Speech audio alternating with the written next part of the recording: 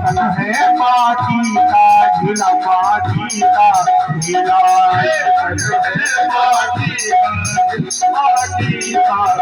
प्यारे उड़ जाए तेरा हमसे अकेला, प्यारे हमसे अकेला उड़ जाए तेरा हमसे अकेला।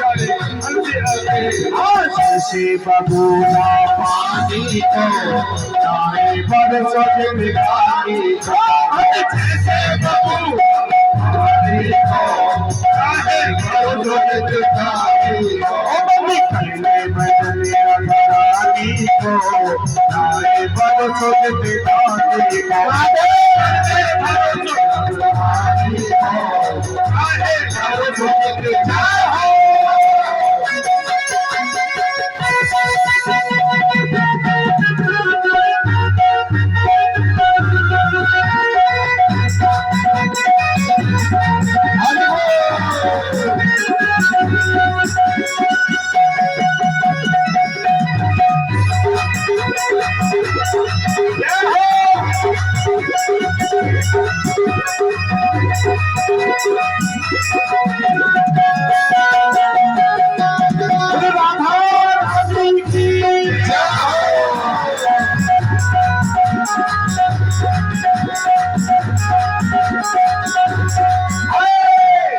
दुनिया तेरे काम न आवे, प्यारे काम न आवे, ये दुनिया तेरे काम न आवे, प्यारे काम न आवे। क्यों दुनिया में मन भटकावे, प्यारे मन भटकावे, दुनिया में मन भटकावे, मन भटकावे। क्यों दुनिया में मन भटकावे, प्यारे मन भटकावे, दुनिया में मन भटकावे, प्यारे मन भटकावे। ओ याद रखियो, ओ याद रखियो तू पागल की वाणी को, जाए बरसों जिंदगानी को, याद रखियो तू पागल की वाणी को, जाए बरसों जिंदगानी को। निकलने बजते अगरानी को, जाए बरसों जिंदगानी को, निकलने बजते अगरानी को, जाए बरसों जिंदगानी को।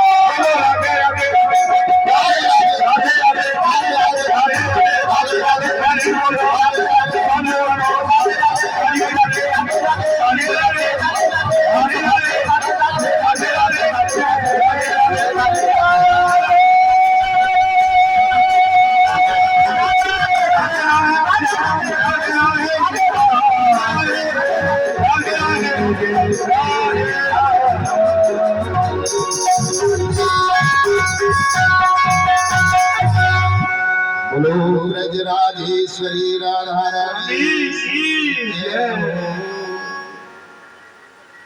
कपिल भगवान कहते हैं कि हे माता, जब तक जीव परमात्मा पर विश्वास नहीं करेगा तब तक उसको प्रभु भक्ति नहीं मिल पाएगी।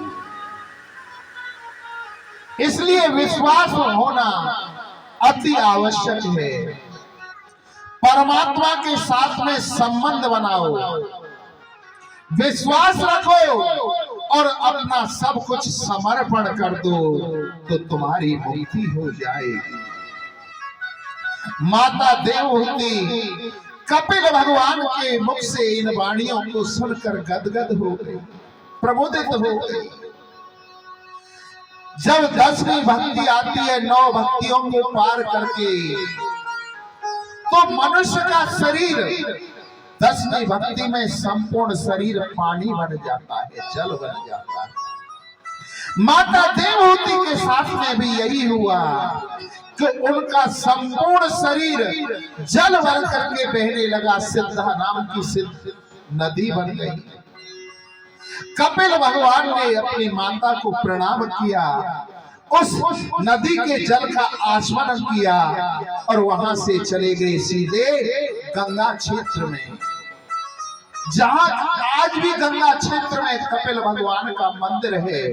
मकर संक्रांति के अवसर पर वहां पर बहुत बड़ा मेला लगता है, जहां कपिल भगवान के दर्शन किए जाते हैं। ये हुआ माता देवहूति के वंश का वर्णन। इससे आगे उनका वंश नहीं चला। माता देवहूति की दो बहनें थी, आकुति, देवहूति और प्रसूति। देवहूति का वर्णन हो गया, आकुति का विवाह प्रजापति के साथ में हुआ।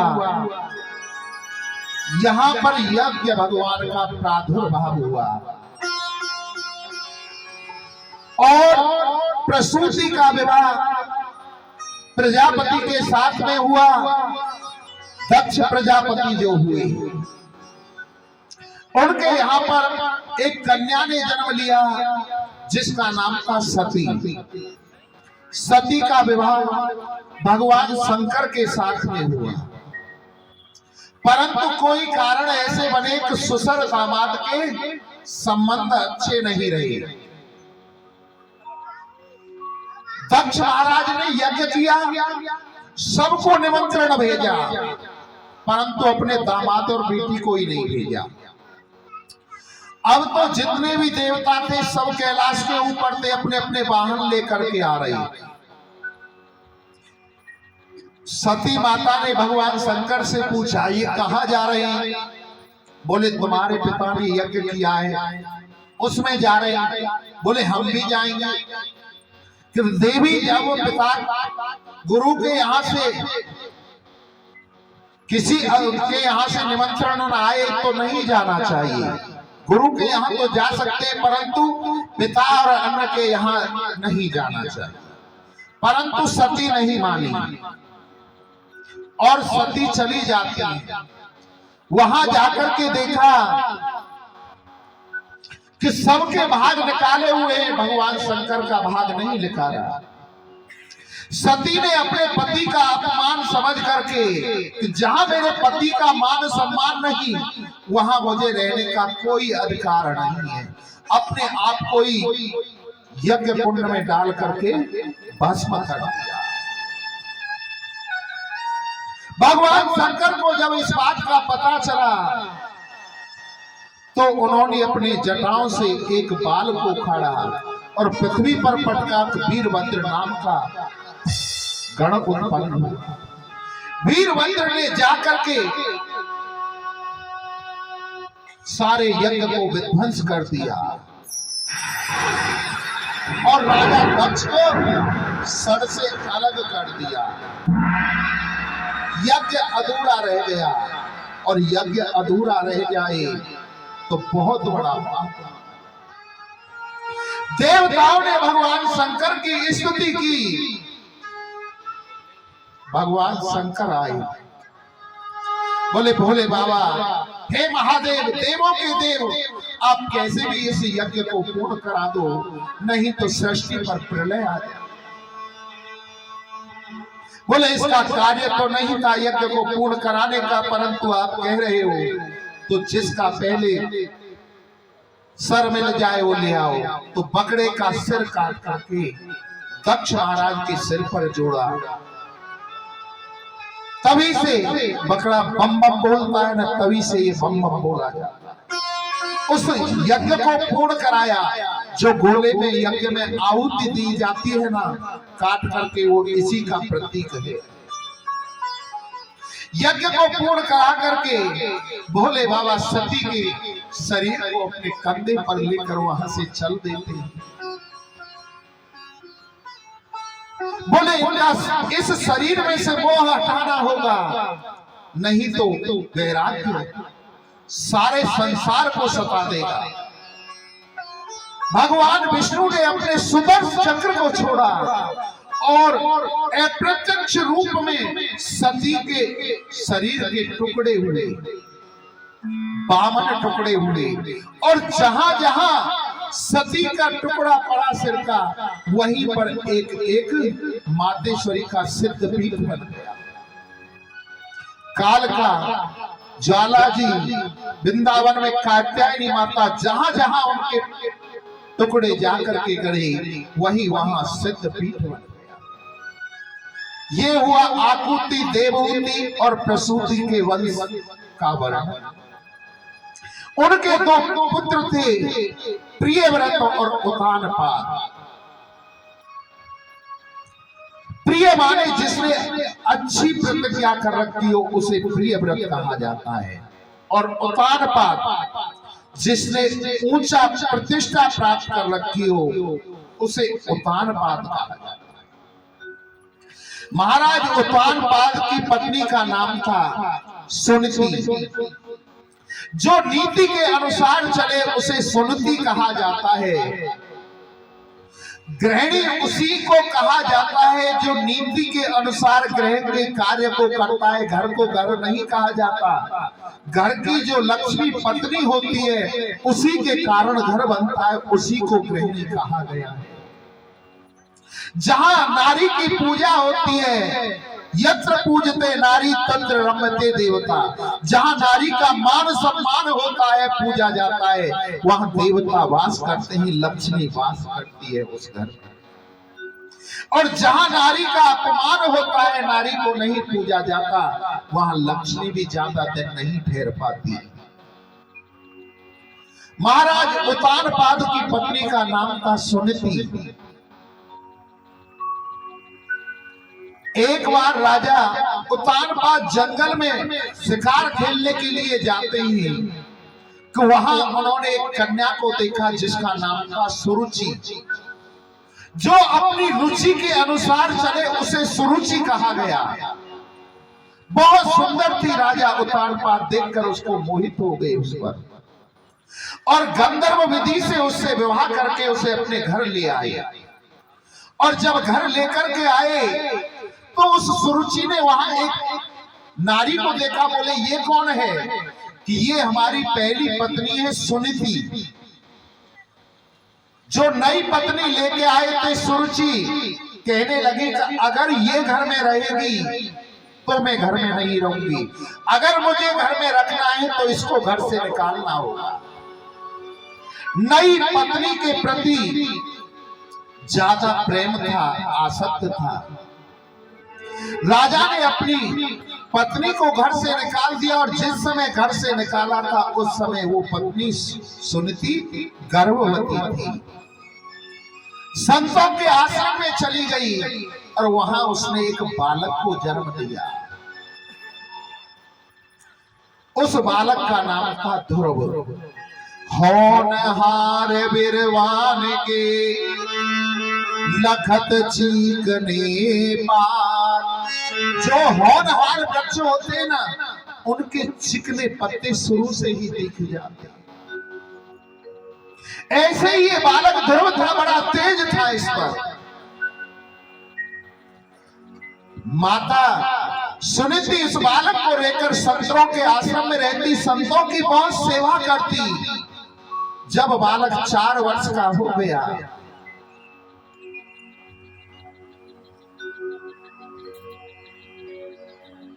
तो माता सुनीति उसे अपनी गोद में बिठाकर बड़ी सुंदर शिक्षा देती है। मां चाहे तो बालक को डाकू चोर बना दे, और मां चाहे तो उसी बालक को संत महात्मा बना दे। सबसे बड़ा गुरु मां होती है। मां का कर्ज व्यक्ति जीवन पर्यंत नहीं चुका सकता। मां आखिर मां होती। मां का हमारे जीवन में इतना उपकार होता है जिसको हम जीवन पर्यंत इस जन्म में क्या 7 जन्मों तक नहीं पा सकते। मां आखिर मां। जब उस माता सुनीति ने संतों की सेवा की तो संत प्रसन्न हुए और कहा कि हे पुत्री, तुम जो वर मांगोगी सो तुम्हें दिया जाएगा, मांगो तुम्हें क्या चाहिए। माता सुनीति कहने लगी कि मुझे कुछ नहीं चाहिए, आपके प्रभाव से, आपके आशीर्वाद से सब कुछ। कि नहीं बेटी, तुम्हें कुछ न कुछ तो मांगना होगा। माता सुनीति कहने लगी कि हे बाबा, हे संतो, अगर आप देना ही चाहते हो तो केवल इतना दे दीजिए कि जो मेरी सौत है सुरुचि, उसके विवाह को 4 वर्ष हो गए, अभी तक उसके कोई संतान नहीं हुई है। उसके भी पुत्र हो जाए। संत कहने लगे कि देवी तुम धन्य हो, तुम धन्य हो। जिस सुरुचि के कारण तुम्हें राजा ने निकाल दिया, उस सुरुचि के लिए तुम पुत्र मांग रही हो। जब जब पुत्र मांग रही हो तो जाओ, हमारा आशीर्वाद है कि सुरुचि को भी पुत्र हो। संत आशीर्वाद देकर चले गए और उस सुरुचि को गर्भ धारण हुआ। उसने भी एक बालक को जन्म दिया। वो बालक उत्तम हुआ। जब वो बालक 1 वर्ष का हो गया, पिता की गोद में खेल रहा था कि एक दिन ध्रुव राजमहलों में जाते हैं और पिता की गोद में जब ध्रुव ने उत्तम को खोलते हुए देखा तो उनके मन में भी भावना जागृत हुई कि मैं भी अपने पिता की गोद में खेलूं। और जैसे ही गोद में खेलने के लिए चढ़ने के लिए हुए, एक सुरुचि ने उन्हें रोक दिया। तो बालक ध्रुव रुक जाओ। बालक ध्रुव हाथ जोड़ करके कहने लगे, क्यों मैया, क्या ये मेरे पिताजी नहीं है, मैं इनकी गोद में नहीं खेल सकता? बोले ये इतना जरूरी नहीं है कि ये तुम्हारे पिता ही। अगर तुम्हें इस गोद में खेलना है तो मेरे गर्भ से जन्म लेना होगा। पहले वन में जाओ और वन में तपस्या कीजिए। अगर भगवान प्रसन्न हो जाए तो भगवान से वर मांगना कि माता सुरुचि के गर्भ से जन्म हो। जब तुम मेरी गर्भ से जन्म लोगे तभी इस गोद में खेलने का अधिकार है। आज माता सुरुचि ने केवल बालक ध्रुव का अपमान ही नहीं किया, अपितु भगवान का भी अपमान किया। अपने गर्व को भगवान से ऊंचा बतला दिया। जिस गर्व की निंदा की जाती है उसे भगवान से ऊंचा बता दिया। माता सुरुचि के ऐसे वचनों को सुनकर के बालक ध्रुव रोने लगे और कहने लगे कि माता ने जो जो एक एक वचन कहा है वो मेरे हृदय में चुभ गया। रोते रोते बालक अपनी माता सुमति के पास गए। रोते हुए बालक को देख करके माता सुमति ने आज ध्रुव को अंक में भर दिया। बालक ध्रुव कहने लगा, मैया मेरा दोष को बताओ, मेरा क्या दोष है जो मैंने तुम्हारे गर्भ से जन्म लिया?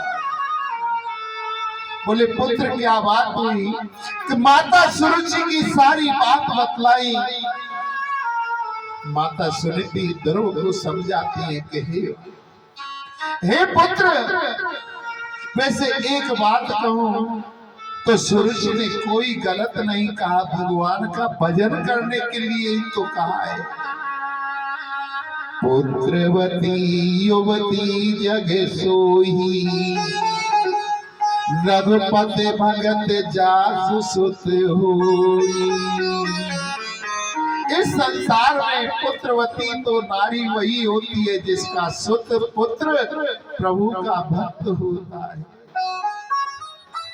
हे बालक ध्रुव, मैं तो ये कहती हूँ जहां तू कल जाना चाहता हो वहां अभी चला जा, इसी क्षण चला जा। भगवान का भजन करने के लिए ही तो कहा है। सुनती नहीं। माता ने जब ऐसा कहा तो बालक ध्रुव कहने लगे कि भगवान कहाँ मिलेंगे मैया? बोले वो सब जगह है, सब में भगवान का वास है। माता सुनीति के वचनों को सुन करके ध्रुव जी चल देते हैं। जा रहे थे कि सामने से नारद जी आ रहे हैं।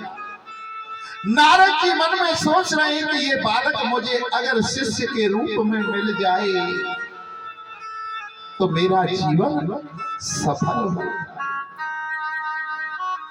गुरु बिन भव निद तरहि न कोई, जो शिव विरंच शंकर सम होई। जब तक व्यक्ति के जीवन में गुरु नहीं आएगा, चाहे वो शंकर के समान ही क्यों न हो, वो भी नहीं तर पाएगा। इसलिए हमारे जीवन में गुरु का होना अति आवश्यक है। गुरु कैसे कहते हैं? गु माने होता है अंधकार और रू माने प्रकाश। जो हमारे हृदय में अंधकार रूपी, अज्ञान रूपी अंधकार भरा हुआ है, उसको निकाल करके जो प्रकाश को भर दे, उसे गुरु कहा गया है।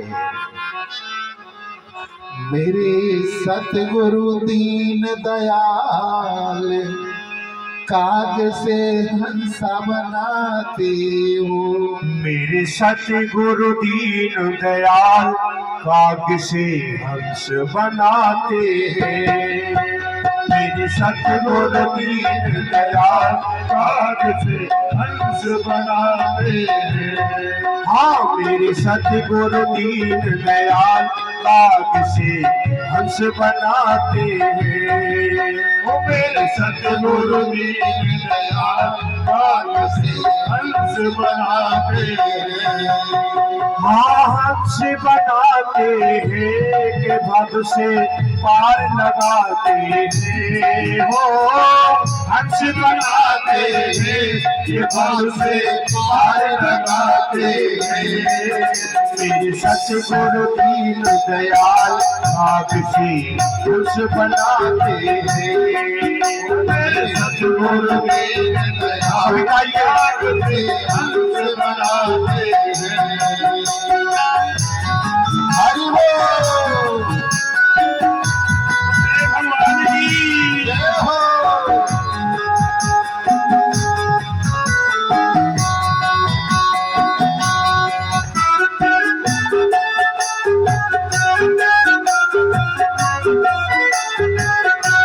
अजब है गुरुओं का दरबार, अजब है गुरुओं का दरबार, अजब है गुरुओं का दरबार, अजब है गुरुओं का दरबार। धरा जा भक्तों का भंडार, भरा जा भक्तों का भंडार, धरा जा भक्तों का भंडार, भरा जा भक्तों का भंडार। प्रभु से गुरु मिलाते हैं, काग से हंस बनाते हैं। प्रभु से गुरु मिलाते हैं, काग से हंस बनाते हैं। हाँ, मेरे सतगुरु दीन दयाल, काग से हंस बनाते हैं। मेरे सतगुरु दीन दयाल, काग से हंस बनाते हैं। गुरु जी देते सत का ज्ञान, गुरु जी देते सत का ज्ञान, ओ गुरु जी देते सत का ज्ञान, गुरु जी देते सत का ज्ञान। जीव का हो ईश्वर से ध्यान, जीव का हो ईश्वर से ध्यान। कि मन की प्यास बुझाते हैं, काग से हंस बनाते हैं। ये मन की प्यास बुझाते हैं, काग से हंस बनाते हैं। वो हंस बनाते हैं कि भव से पार लगाते हैं। वो हंस बनाते हैं, भव से पार लगाते हैं। मेरे सतगुरु दीन दयाल, काग से हंस बनाते हैं। मेरे सतगुरु दीन दयाल, मेरे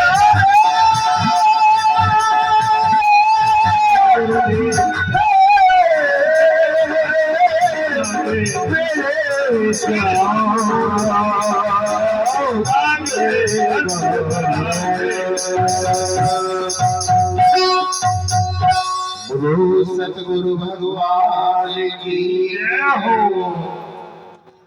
तो जीवन में गुरु का होना अति आवश्यक है। जब गुरु की कृपा होती है तो परमात्मा मिल जाता है। गुरु ज्ञानवान होता है तो चेला पहलवान हो जाता है। यहाँ एक प्रसंग याद आता है। हमारा चेला चंगीलाल अपने गुरु टिल्लू गुरु की कथा में गया। चेला चंगीलाल का व्यापार था कपड़े का। अब तो चंगीलाल कथा में गया और वहां आ गई उसको नींद। नींद जब चंगीलाल को आ गई, सो गया, सपनों में खो गया।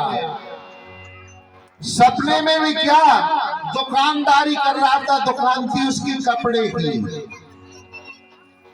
उसके पास एक ग्राहक आया, बोले भैया कपड़ा का अभाव दिया है। बोले 5 रुपया मीटर। ग्राहक बोले भैया हम तो 4 लेंगे, 4 में दे तो दे दे। सपने में चंगीलाल बोले 4 में तो नहीं है। ग्राहक उठ करके जाने लगा, बोले रुक भैया रुक, कपड़ा लगेगा 4.5। ओ भैया रुक, ले जा, रुपया लगेंगे 4.5। और कपड़ा को उठा लिया उसने।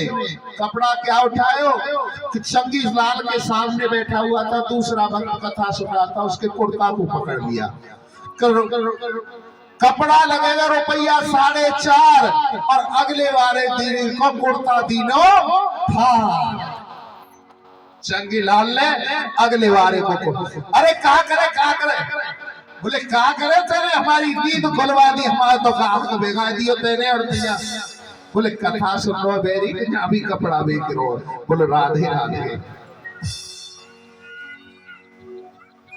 सामने से नारद जी आ रहे, इसलिए ज्ञान का होना बड़ा अति आवश्यक है।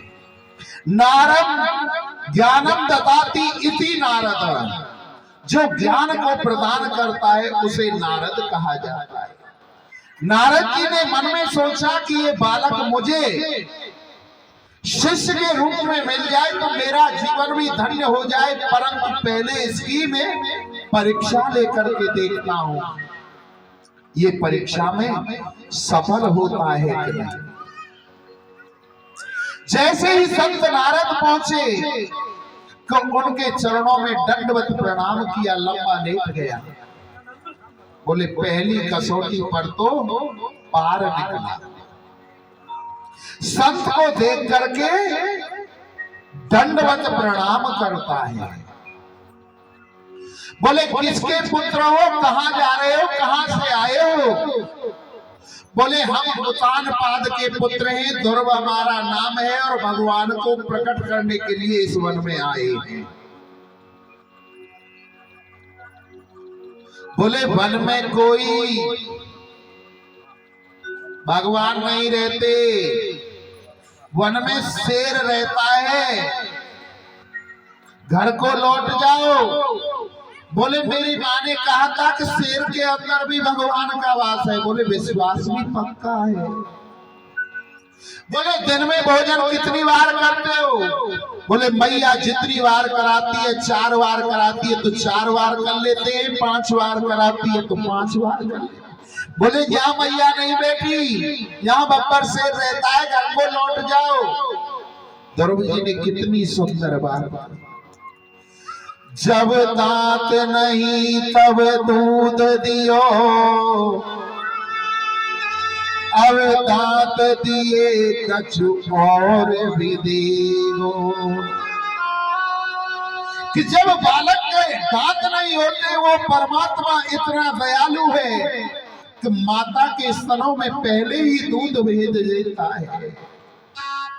और जब अब ये दांत दे दिए हैं तो वो ही कुछ न कुछ खाने को देगा। इस जगत में सब भूखे जरूर उठते हैं, परंतु भूखा कोई नहीं सोता है।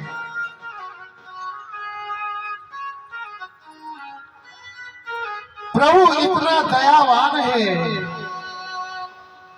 वो सबका ध्यान रखता है। परंतु आप तो बताओ, आप हो कौन। नारद जी कहने लगे कि मैं नारद हूं। बोले आप नारद नहीं हो सकते। मैंने सुना है कि जिसको नारद मिले उसे भगवान के दर्शन हुए हैं, और तुम नारद होकर के मुझे घर लौटने को कह रहे हो। आज नारद जी ने उस बालक को अपने अंक में गोद में भर लिया।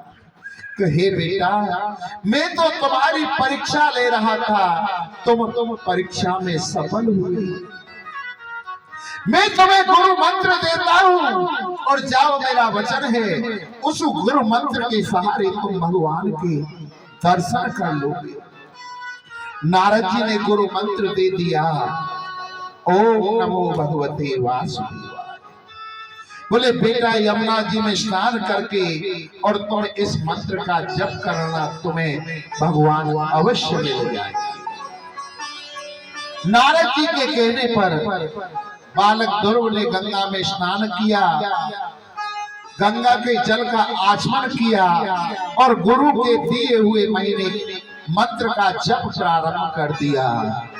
ओम नमो भगवते वासुदेवाय, ओम नमो भगवते वासुदेवाय, ओम नमो भगवते वासुदेवाय, ओम नमो भगवते वासुदेवाय, ओम नमो भगवते वासुदेवाय, की जन्म बलवाय वासुदेवाय,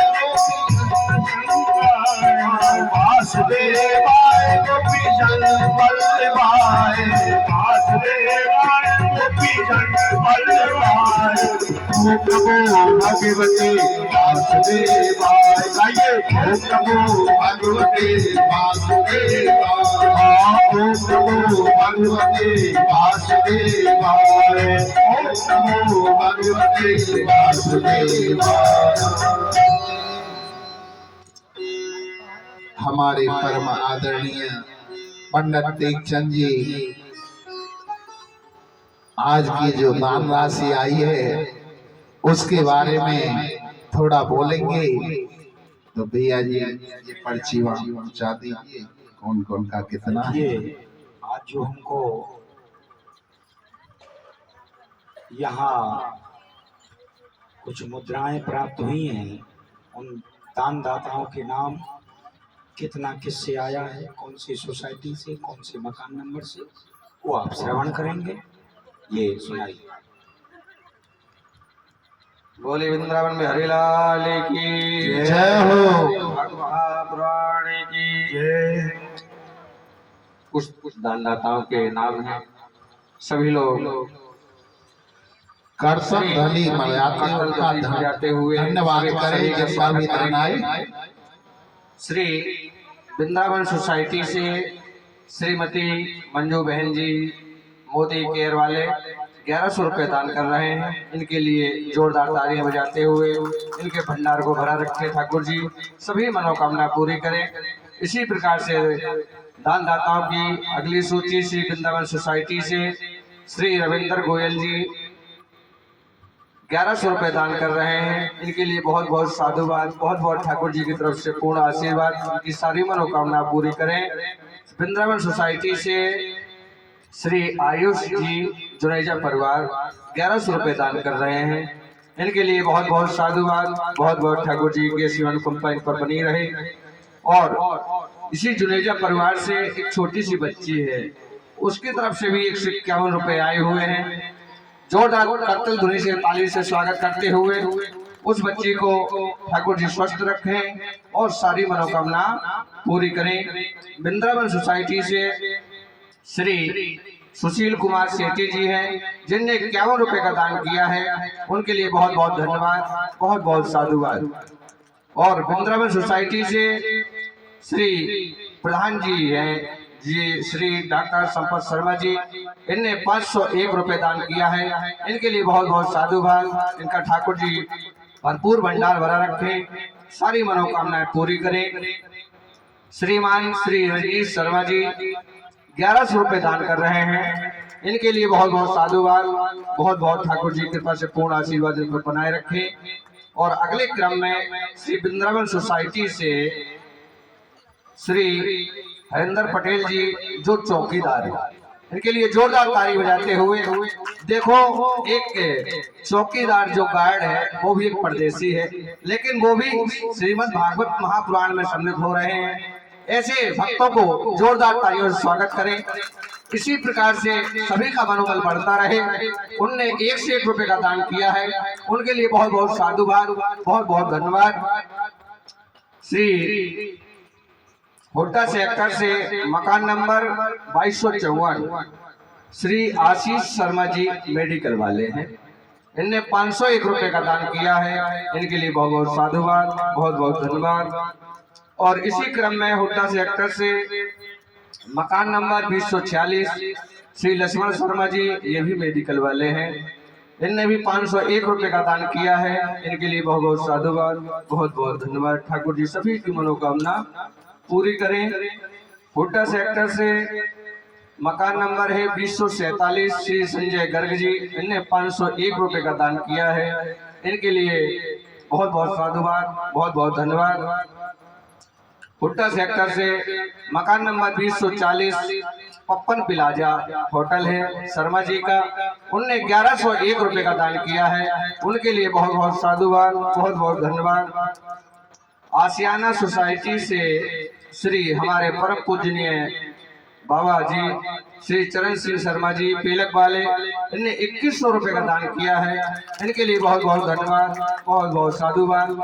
ठाकुर जी इन सभी दानदाताओं की मनोकामना पूरी करें और ठाकुर जी इसी प्रकार से बढ़ चढ़ के धर्म के कार्य में हाथ बटाते रहे। ठाकुर जी सभी की मनोकामना पूरी करेंगे। बोले वृंदावन में हरिलाल की। ये वैसे दानदाताओं ने हमसे कहा कि नाम बोलने की कोई जरूरत नहीं है, लेकिन फिर भी और लोग हैं उनका भी एक हौसला बढ़े और दानदाताओं की सूची से जब ये नाम बोलता है तो एक मन प्रसन्न होता है, क्योंकि ये पृथ्वी सत्य पर ही टिकी हुई है और वही आपके सामने ब्राह्मणों के लिए जो दान देता है, पहले तो ब्राह्मण लोग भगवान के लिए चढ़वाते हैं, एक वहां हो गया दान, फिर ब्राह्मण लेता है, 2 जगह दान होता है एक ही बार। कहीं भी कोई भी पूजा कराता है भगवान के चरणों में, फिर पुजारी लेता है या ब्राह्मण कर्म करने वाला लेता है। तो दानदाताओं का कोई ऐसा नहीं, जिनकी जो मर्जी रहे, ये जरूरी नहीं है कि अरे 500 भी दे सकते, 51 रुपया भी दे सकते, अपनी मर्जी है, लेकिन सम्मान स्वागत सबका है। जो नहीं दे रहे हैं उनका भी है, ध्यान दें। किसी कथा में तो कोई 2 रुपया लिए डोल रही थी बुढ़िया मैया और चेलाओं के पास आकर के मिली, मुझे भंडारा करना है। कहा कि अरे 2 रुपया का भंडारा क्या होगा, ले जाओ। लेकिन गुरु बड़े चतुर थे, बुलाओ, 2 का ही भंडारा करेंगे, बुलाओ। बुला लिया कि मैया लाओ 2 रुपया, हम भंडारा करेंगे। चेला से बोल दिया नमक लियाओ 2 रुपया का, उसमें डाल देंगे, हो गए। बुढ़िया भी खुश हो गई कि आज मेरा भंडारा हो गया। जो बोल रखा था, बात पैसे की नहीं है, आप उतरिए समाज में। हमारा विचार जो यहाँ का है, तो इसी में ही हम भंडारा प्रसाद और सबसे सलाह लेकर के सबके लिए प्रसाद यहाँ इतवार को हवन इत्यादि वगैरह का सबका क्रम हमारे महाराज श्री बताएंगे किस प्रकार से। तो आपसे ऐसे निवेदन यही है, देखिए सब चाहते हैं और सब तरह के लोग हैं, लेकिन तुलसीदास बाबा ने जब रामायण लिखी है तो शुरुआत में आप देखेंगे भूत प्रेत पिशाच ज्ञानी अज्ञानी शत्रु मित्र सबसे प्रार्थना करके तब ग्रंथ को लिखा है। इसको कोई भी नाराज ना हो जाए, तो सबकी ही सहमति से हो रहा है। और मैं उन बच्चों के लिए बार बार आशीर्वाद दूंगा, कोई भी उनके लिए बाधा बन रहा हो, माइक वाइक चल रहे हैं जो अपने लक्ष्य की तरफ चल रहे हैं, 10वीं 12वीं के भी पेपर हैं, तो हमारा बहुत सा आशीर्वाद उन बच्चों के लिए है। माँ जगदम्बा से, माँ सरस्वती से हम प्रार्थना करेंगे कि उन बच्चों के लिए अच्छे नंबरों से पास कराएं। माँ शारदा, बस उनके लिए हमारी बार बार प्रार्थना है।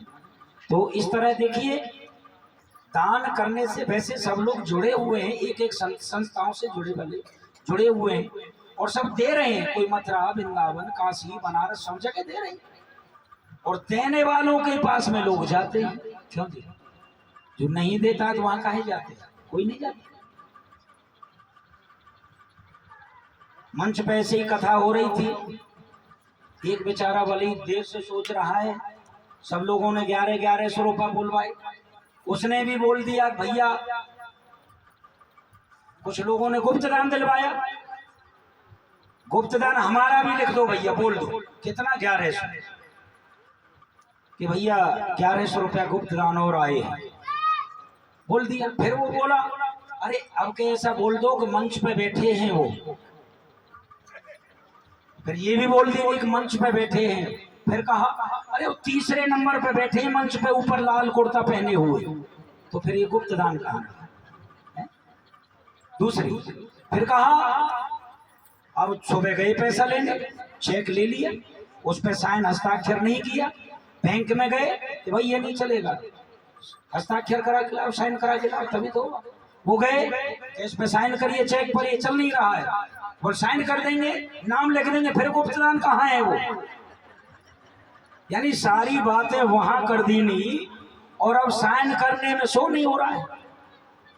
तो देखिए ये सब बातें एक प्रसन्न करने के लिए है। तुलसिया संसार में भांत भांत के सबके हैं, लेकिन हम सबका ही सम्मान करके चलेंगे। जो 11 रुपया देगा हम उसका भी उतना ही सम्मान करेंगे। बोलिए नारायण भगवान की। महाराज जी से निवेदन है समय को ध्यान देते हुए, क्योंकि माताएं कुछ कह रही हैं, 7 सवा 7 पे ही कुछ आरती हो जाए, क्योंकि घर के गृह कार्य हैं। और सबसे मेरा निवेदन भी है कि अपना 4 बजे 4:30 बजे तो कम से कम और एक दूसरे सबको लाएं। और 3-4 दिन का ही तो रह गया है। बोलिए नारायण भगवान जय। एक छोटा सा भजन में सुनाऊंगा, आप मस्त हो जाएंगे। मुरलिया बाज रही मधुबन में, मुरलिया बाज रही मधुबन में,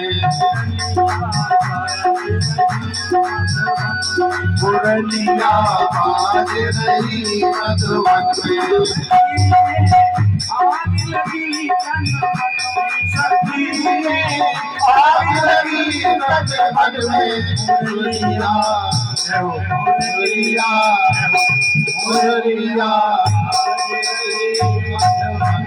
मुरलिया बाज रही मधुबन में।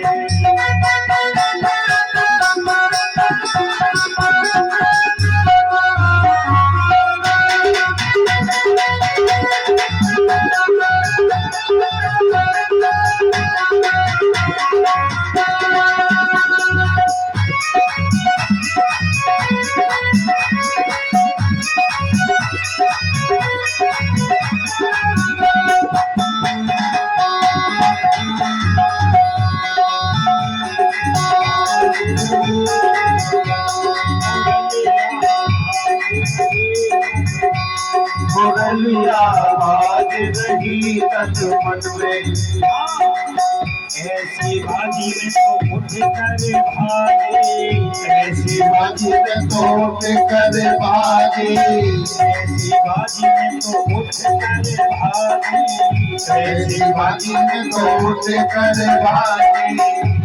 सकीरी में पहुंच गई पल भर में, सकीरी में पहुंच गई मधुबन में, मुरलिया मुरलिया मुरलिया बाज रही मधुबन में, मुरलिया बाज रही मधुबन में।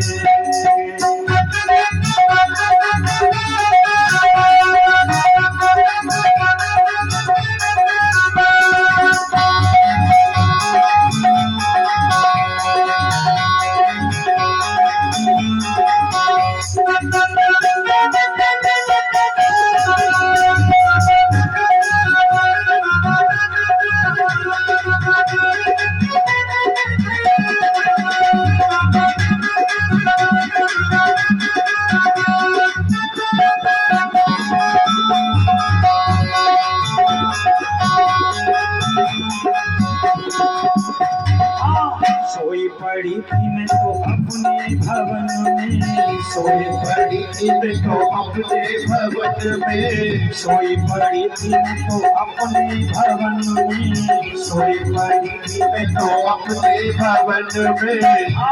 सखी मेरे फलक पड़ी कानन में, सखी मेरे फलक पड़ी कानन में, मुरलिया मुरलिया मुरलिया बाज रही मधुबन, मुरलिया बाज रही मधुबन, मुरलिया बाज रही। हाँ लहंगा तो मैंने सिर पर ओढ़ो, लहंगा तो मैंने सिर पर ओढ़ो, लहंगा तो मैंने सिर पर ओढ़ो, लहंगा तो मैंने सिर पर ओढ़ो। सखीरी मेरे सिर लपेटे तन में, सखीरी मेरे सिर लपेटे तन में, मुरलिया मुरलिया मुरलिया बाज रही मुरलिया बाज रही।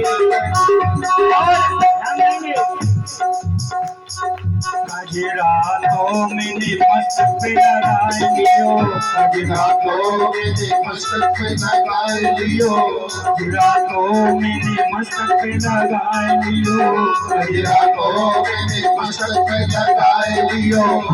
के बिंदिया साई रही नग में, के बिंदिया साई रही नग में, मुरलिया मुरलिया मुरलिया बाज रही मधुबन, मुरलिया बाज रही मधुबन, मुरलिया बाज रही।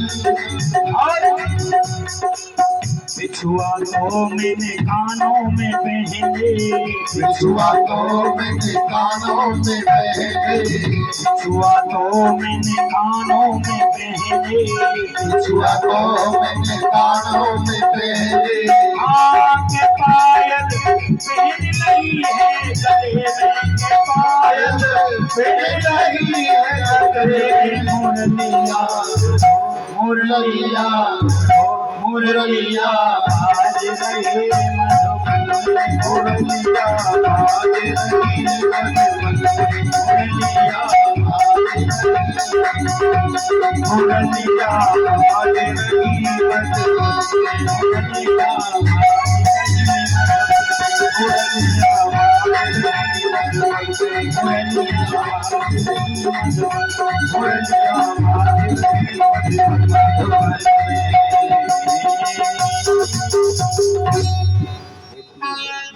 भगवान के सामने जब ब्रजगोपी श्रृंगार कर 16 श्रृंगार किया, लेकिन काजल तो मत्थे पर ही लगा लिया।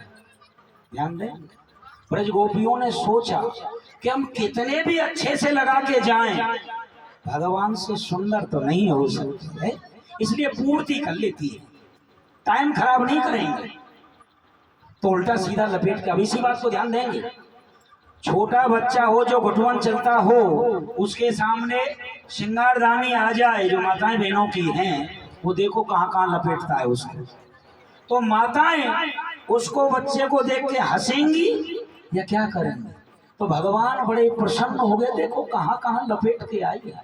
तो भगवान को प्रसन्न ही तो करना है। बोलिए नारायण भगवान। अब महाराज जी से आगे का प्रसंग। बोलो आनंद कंद भगवान की जय।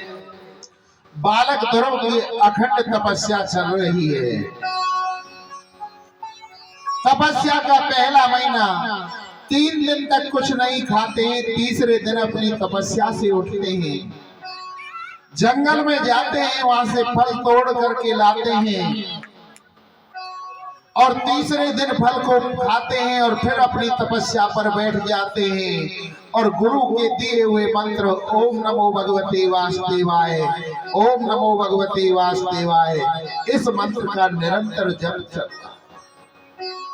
दूसरा महीना प्रारंभ हुआ, 6 दिन तक कुछ नहीं खाते, 6वें दिन अपनी तपस्या से उठते हैं और केवल अब फल की बजाय पत्तों को तोड़ करके लाते हैं।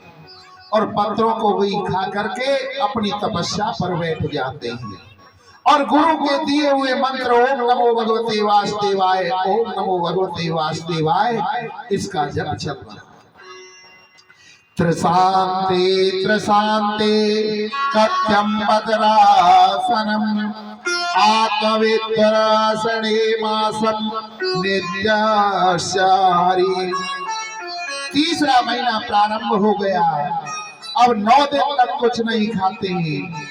9वें दिन अपनी तपस्या से उठते हैं, केवल पानी पीते हैं, जल पीते हैं और जल पी करके पुनः अपनी तपस्या पर बैठ जाते हैं और गुरु के दिए हुए मंत्र ओम नमो भगवते वासुदेवाय, ओम नमो भगवते वासुदेवाय, इस मंत्र का जप करते हैं। चौथा महीना प्रारंभ हुआ। अब 12 दिन तक कुछ नहीं खाते हैं। 12वें दिन तपस्या से उठते हैं और केवल एक बार सांस लेते हैं और फिर अपनी तपस्या पर बैठ जाते हैं। पंचमे मानुष्य प्राप्यते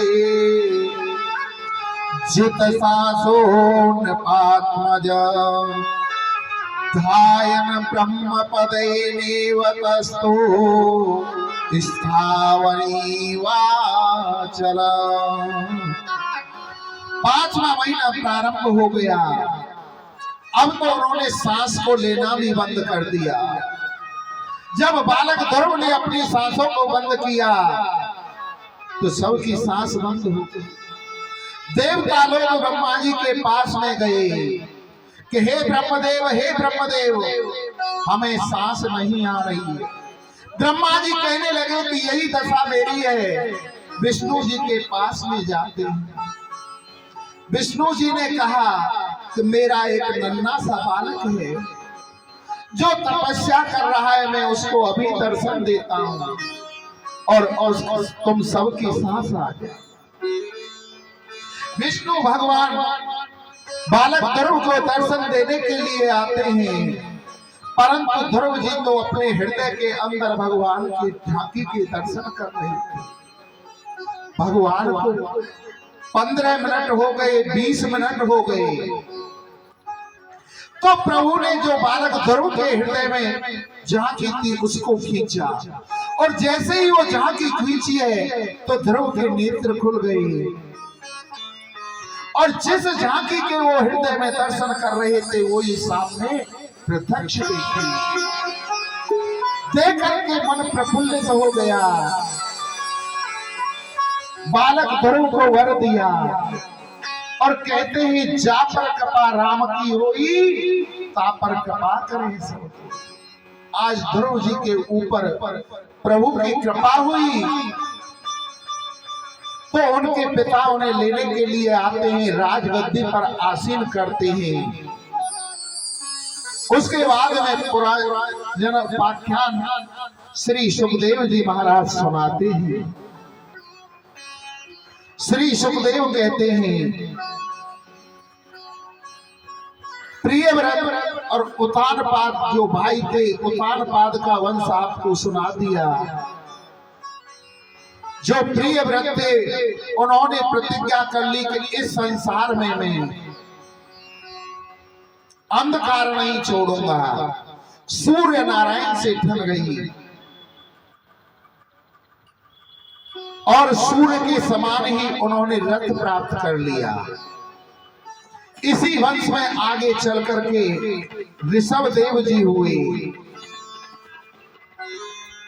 कौन नहीं जानता ऋषभ देव जी को। इनके 100 पुत्र थे। इन्होंने अपने 100 पुत्रों को अपने पास बुलाया और कहा कि बेटा हमारा जन्म किस लिए हुआ है? बोले राजपाट भोग आदि इसके लिए।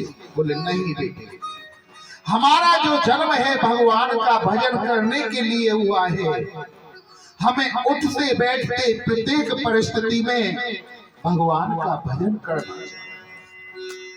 इसका परिणाम ये निकला कि उनके 99 पुत्र उसी समय विरक्त हो गए, संन्यास धारण कर दिया।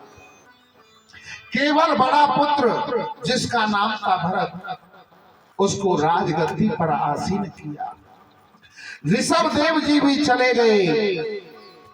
उन्होंने वन में जाकर भागवत जी के 10वें स्कंद का पाठ किया। ऋषभ देव जी जब बड़े हो गए, उनका विवाह हुआ, उनकी संतान हुई, बुढ़ापे की ओर अग्रसर होने लगे, तो भरत जी ने मन में सोचा कि मेरे पिताजी ने जो शिक्षा दी थी मेरे 99 भाई तो तभी चले गए, मुझे भी भगवान के भजन के लिए जाना चाहिए। अपने पुत्र को राजगद्दी पर आसीन किया और गंडकी नदी के किनारे पहुंच गए तपस्या करने के लिए। और वहां पर हरि शरणम हरि शरणम हरि शरणम प्रभु के नाम का चिंतन करने लगे, भजन करने लगे।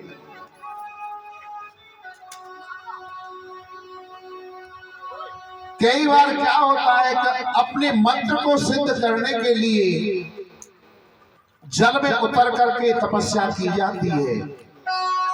ये भरत जी महाराज भी ऐसे ही करने लगे। गंडकी नदी के में प्रवेश कर गए और कंठ तक जब जल आ गया तो प्रभु का भजन कर रहे थे। उसी क्षण वहां एक हिरणी आती है।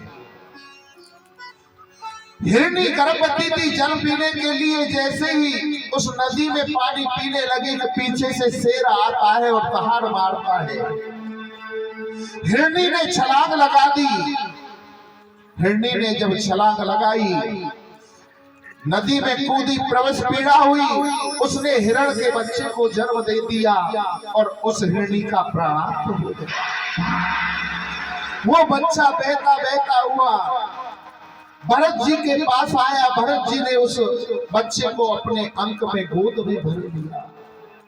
बाहर लेकर आए, अग्नि का जब जलन की, उस बालक को बचाया।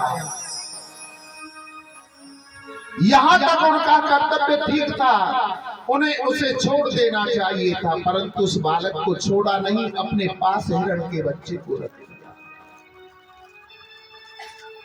आए थे हरि भजन सो ओतन लगे कपास। घर को छोड़ करके आए थे कि भगवान का भजन करेंगे और यहाँ मोह पड़ गया हिरण के बच्चे में।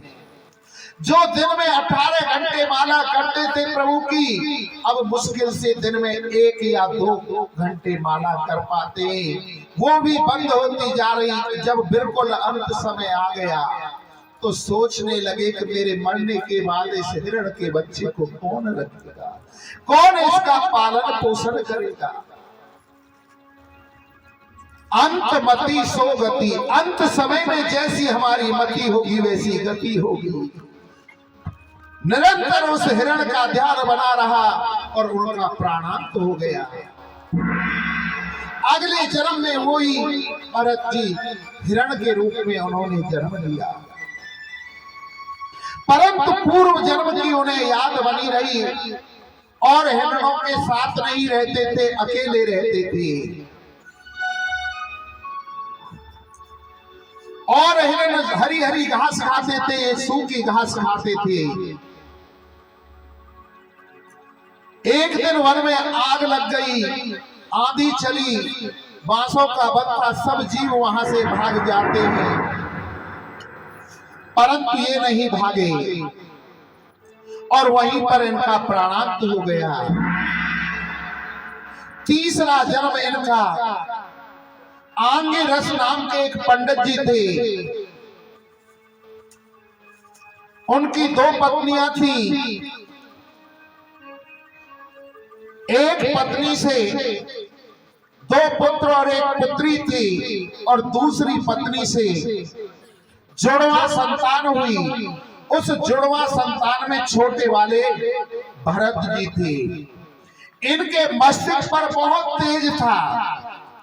इनके पिताजी ने सोचा कि ये बालक बड़ा विद्वान होगा, जो अभी बच्चापन से इसके मस्तक पर तेज है।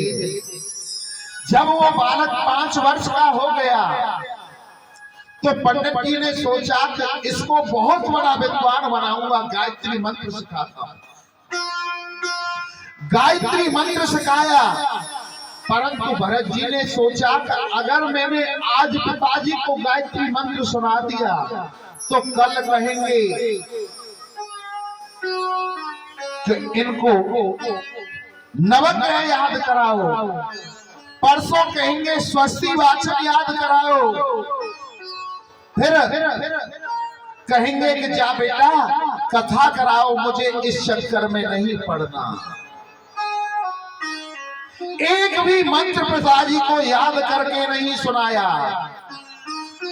उस बालक का नाम, बोले ये तो जड़ का जड़ रहा, जड़ भरत पर गया। बुढ़ापा आ गया पिताजी को, माता पिता स्वर्ग से धार गए, बालक बड़ा हो गया जड़ भरत। बड़े भैया की शादी हो गई, भाभी आ गई। अब तो भाभी और भैया बड़े चिकने मालपुआ रबड़ी आदि खाते और जड़ भरत जी को सूखी रोटी बासी रोटी देते। तुलसी बिरवा बाग की सींचत ही मुरझाए, राम भरोसे जो रहे तो पर्वत पर भी हरियाए। तुलसी जिसको हम गमलों में लगाते हैं, दिन रात उसको सींचते हैं, वो फिर भी सूख जाती हैं। और आपने देखा होगा पहाड़ों पर जो वृक्ष होते हैं ना, उनको कोई जल देने वाला नहीं होता, वो वहीं पर भी हराते हैं। ऐसे ही ये जड़ भरत जी थे, इनके भैया भाभी चिकनी चिकनी रोटी चुपड़ी खाते, परंतु फिर भी सूखे से हो रहे। और जड़ भरत जी भूल करके कुप्पा हो रहे। बोले जाओ खेतों पर काम करो, पक्षियों को उड़ाओ। वह पक्षियों को नहीं उठाते उड़ाते, बल्कि उल्टा हो जाते हैं। राम जी की चिड़िया राम जी को खेत, आओ रे चिड़िया खाओ भर भर पेट। भैया भाभी ने जाकर के देखा कि ये तो फसल को नष्ट करवा देगा, घर से निकाल दिया।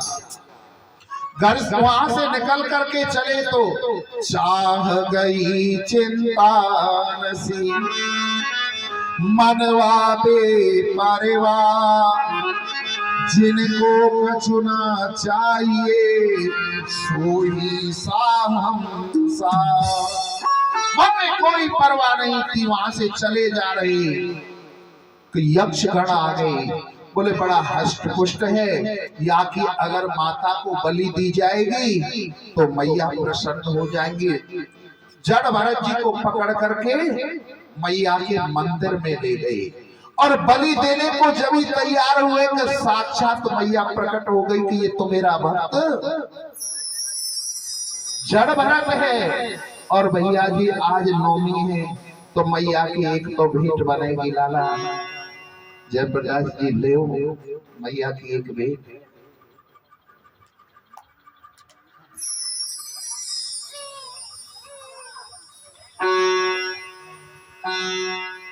के चुनरिया लाल मैया जी मेरे घर आना, मैया जी मेरे घर आना, मैया जी मेरे घर आना। हर कोड़ के चुनरिया लाल मैया जी मेरे घर आना, कोड़ के चुनरिया लाल मैया जी मेरे घर आना, मैया जी मेरे घर आना, मैया जी मेरे घर आना, मैया जी मेरे घर आना, सती जी मेरे घर आना। हर घोड़े के चुनरिया लाल मैया जी मेरे घर आना, घोड़े के चुनरिया लाल मैया जी मेरे घर आना।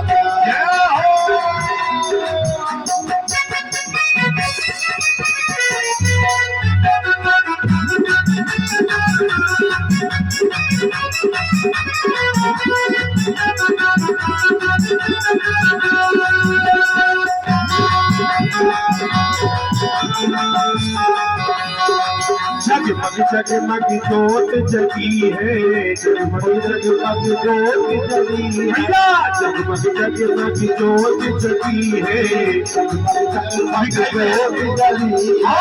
तू करुणामयी भक्ति बही है, तू करुणामयी ममता बही है, तू करुणामयी ममता बही है, तू करुणामयी ममता बही है। होके शीर पे सवार मैया जी तेरे घर आना, तेरे घर आना, मैया जी मेरे घर आना, ओ मैया जी तेरे घर आना, मैया जी तेरे घर आना, हो मैया जी तेरे घर आना, मैया जी मेरे घर आना, अरे तेरी आना, मैया तेरे घर आना, तेरी आना, मैया जी तेरे घर आना।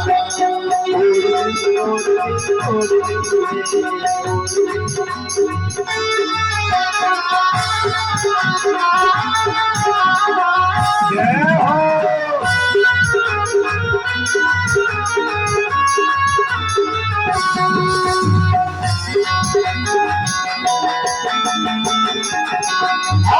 ऊंचा पर्वत भवन निराला, ऊंचा पर्वत भवन निराला, ऊंचा पर्वत भवन निराला, ऊंचा पर्वत भवन निराला।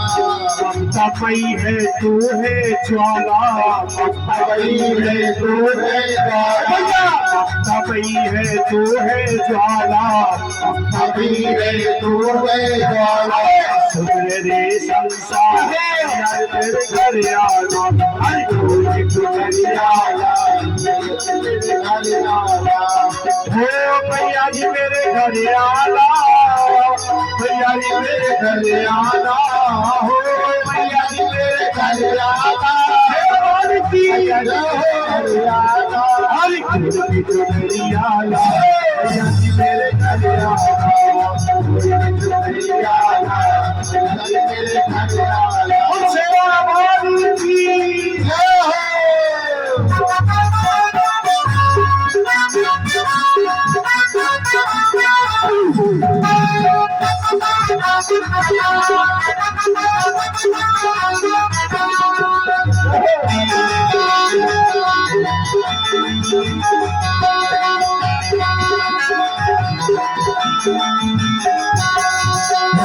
नारियल पान बतासा, नारियल पान बतासा, नारियल पान बतासा, नारियल पान बतासा।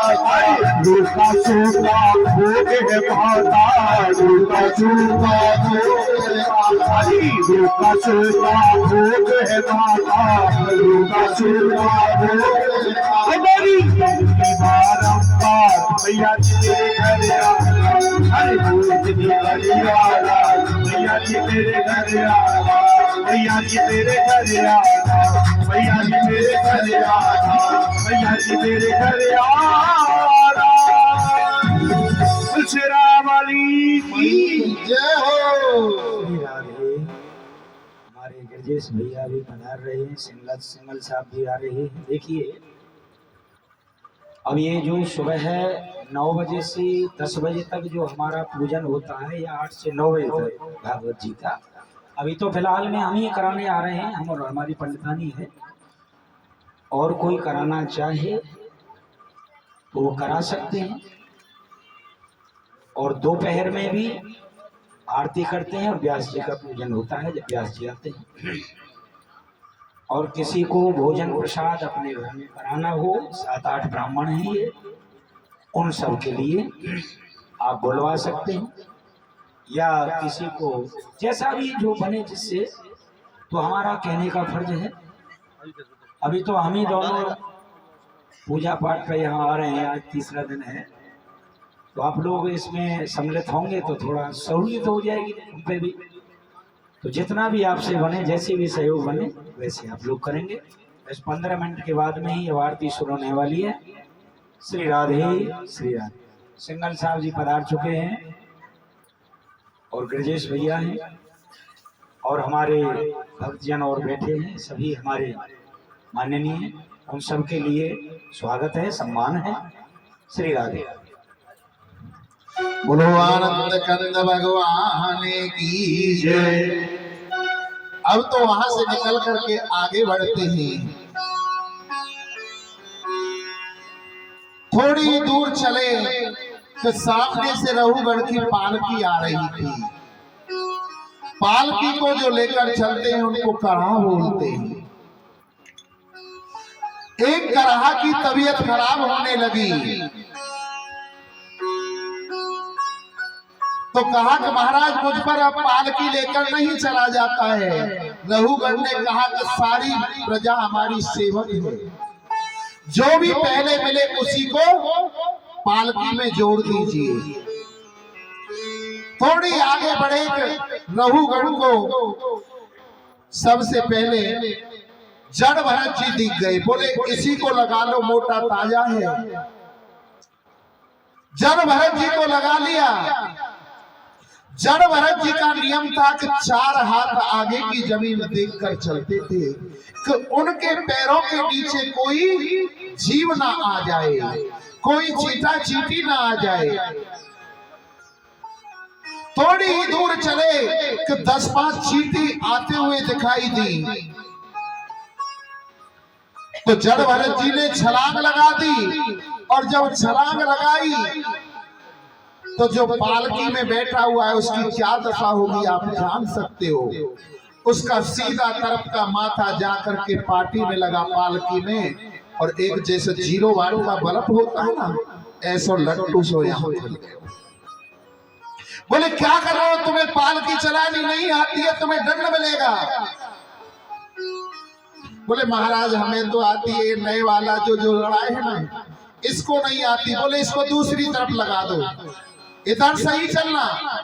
थोड़ी आगे चली, फिर 10-5 चीटा आते हुए दिखाई दिए, फिर छलांग लगा दी। अब दूसरी तरफ का माथा दूसरी पार्टी में लगा, दूसरी तरफ भी 0 वाट का बल्ब, तो हेडलाइट सिख गई।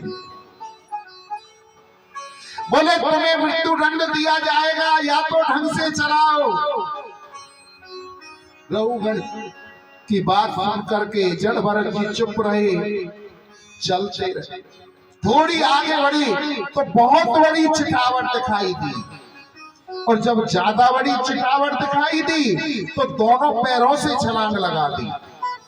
अब दोनों पैरों से जैसे ही छलांग लगाई, अब तो पालकी ऊपर को उठ गई, और जो उसमें रघुगढ़ बैठा था उसकी खोपड़ी जाकर के पालकी में बीच में लगी, और बीच खोपड़ी के अंदर कम से कम 200 वाट का जो बल्ब होता है ना, ऐसा सूझ गया। बोले अब तो तुम्हें नहीं छोड़ा जाएगा, अब तो मृत्यु दंड दिया जाएगा। जड़ भरत जी ने सोचा कि अगर आज मैं चुप रहा तो जमाना कहेगा भरत जड़ का जड़ ही रहा। और जिस भरत के कंधे पर रघुगढ़ ने सवारी कर ली वो भी मूर्ख का मूर्ख रहा। आज मुझे बोलना होगा। जड़ भरत जी कहने लगे कि हे राजन, तुम क्या मुझे मृत्यु दंड दोगे? तुम भी एक माटी का टुकड़ा हो और मैं भी एक माटी का टुकड़ा हूं। तुम्हारे अंदर भी जो आत्मा है वही आत्मा मेरे अंदर है। रघुगढ़ ने जब ये बात सुनी तो पालकी से कूदकर नीचे आ गया, और जड़ भरत जी के कांधे पर जनेऊ को देखा तो बोले कि आप तो कोई ब्राह्मण देवता लगा, मेरा अपराध क्षमा करो, आप कौन हो, अपना परिचय दीजिए। बोले कि राजन क्या परिचय दूं? तुम्हारे शरीर के अंदर भी एक आत्मा है और मेरे शरीर के अंदर भी एक आत्मा है। इस शरीर का नाम होता है, आत्मा का कोई नाम नहीं होता। और तुम कह रहे थे कि मुझे मारोगे, तो तुम क्या मुझे मारोगे? तुम्हारा शरीर भी मिट्टी है और मेरा शरीर भी मिट्टी है। माटी कहे कुमार दे, तू क्या रूधे मोय, एक दिन ऐसो आएगो, मैं रूधूंगी तो हे राजन, तुम क्या मुझे मृत्यु दंड दोगे? ये शरीर मरना है, इसे आखिर मिट्टी में मिलना है। आज लहुगण को बड़ी सुंदर शिक्षा देते हैं। लहुगण ने उसी समय अपना सब कुछ वैभव त्याग कर दिया और वन को चले गए। भागवत जी के 10वें स्कंद का उन्होंने पाठ किया और अपने शरीर को प्रभु में विलीन कर दिया। श्री सुखदेव जी महाराज कहते हैं कि हे राजन, दुख में सुमिरन सब करें, सुख में करें न को। जो सुख में सुमिरन करें तो दुख काहे को। एक त्रिकुट पर्वत था, उस पर मस्त एक गजराज हाथी रहता था, जिसमें 10,000 हाथियों का बल था। उसकी 100 पत्नियां थी, 150 पुत्र थे। पूरे वन में उसका राज्य चलता था। एक दिन वो गजराज अपनी पत्नी को साथ में लेकर सरोवर में स्नान करने के लिए गया और एक दूसरे के ऊपर अपनी सूंड से जल फेंकने लगे।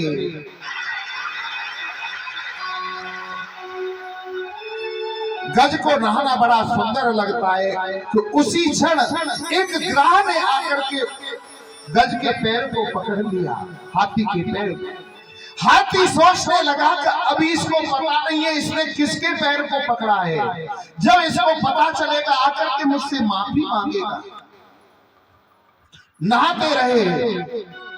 अब तो जल के अंदर, जल के जीव की शक्ति ज्यादा होती है।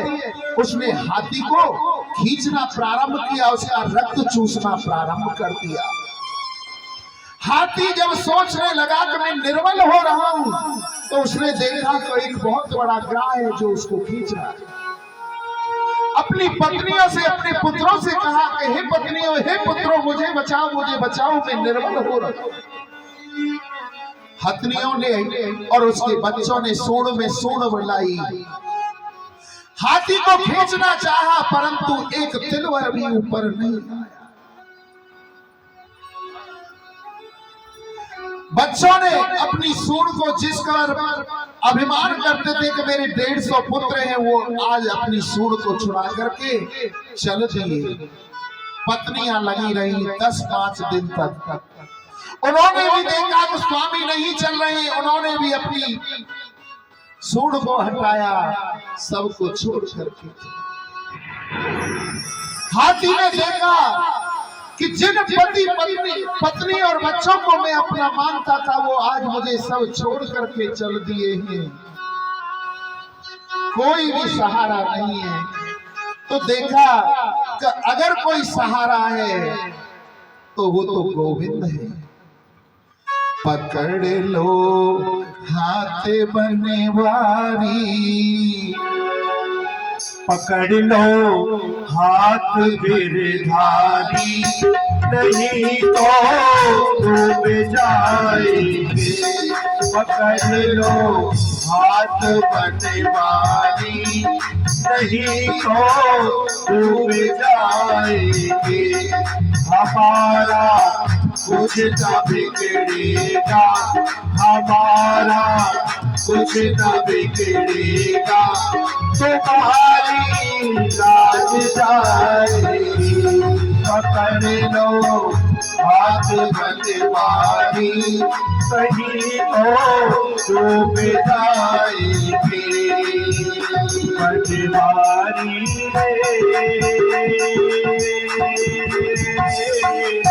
जीने का सहारा तेरा नाम रे, मुझे दुनिया बातों से क्या काम रे। बनवारी जीने का सहारा तेरा नाम रे, मुझे दुनिया बातों से क्या काम रे। धरी है पाप की कचरी, हमारे सिर पे भारी। धरी है पाप की कटरी अरे सिर पे ये भारी हमारे सिर पे ये भारी बजट पाओ कहे भारी बजट पाओ कहे भारी इसे कैसे उठाएंगे पकड़ लो हाथ बनवारी नहीं तो डूब जाएंगे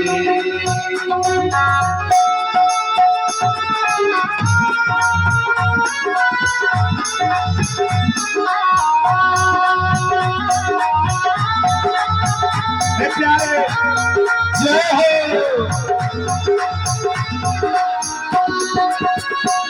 तुम्हारे ही भरोसे पर जमाना छोड़ बैठे हैं तुम्हारे ही भरोसे पर जमाना छोड़ बैठे तुम्हारे ही भरोसे पर जमाना छोड़ बैठे हैं जमाने की तरफ देखो जमाने की तरफ देखो इसे कैसे निभाएंगे जमाने की तरफ देखो इसे कैसे निभाएंगे दूर करेगा दिख रहे हो दूर करेगा दिख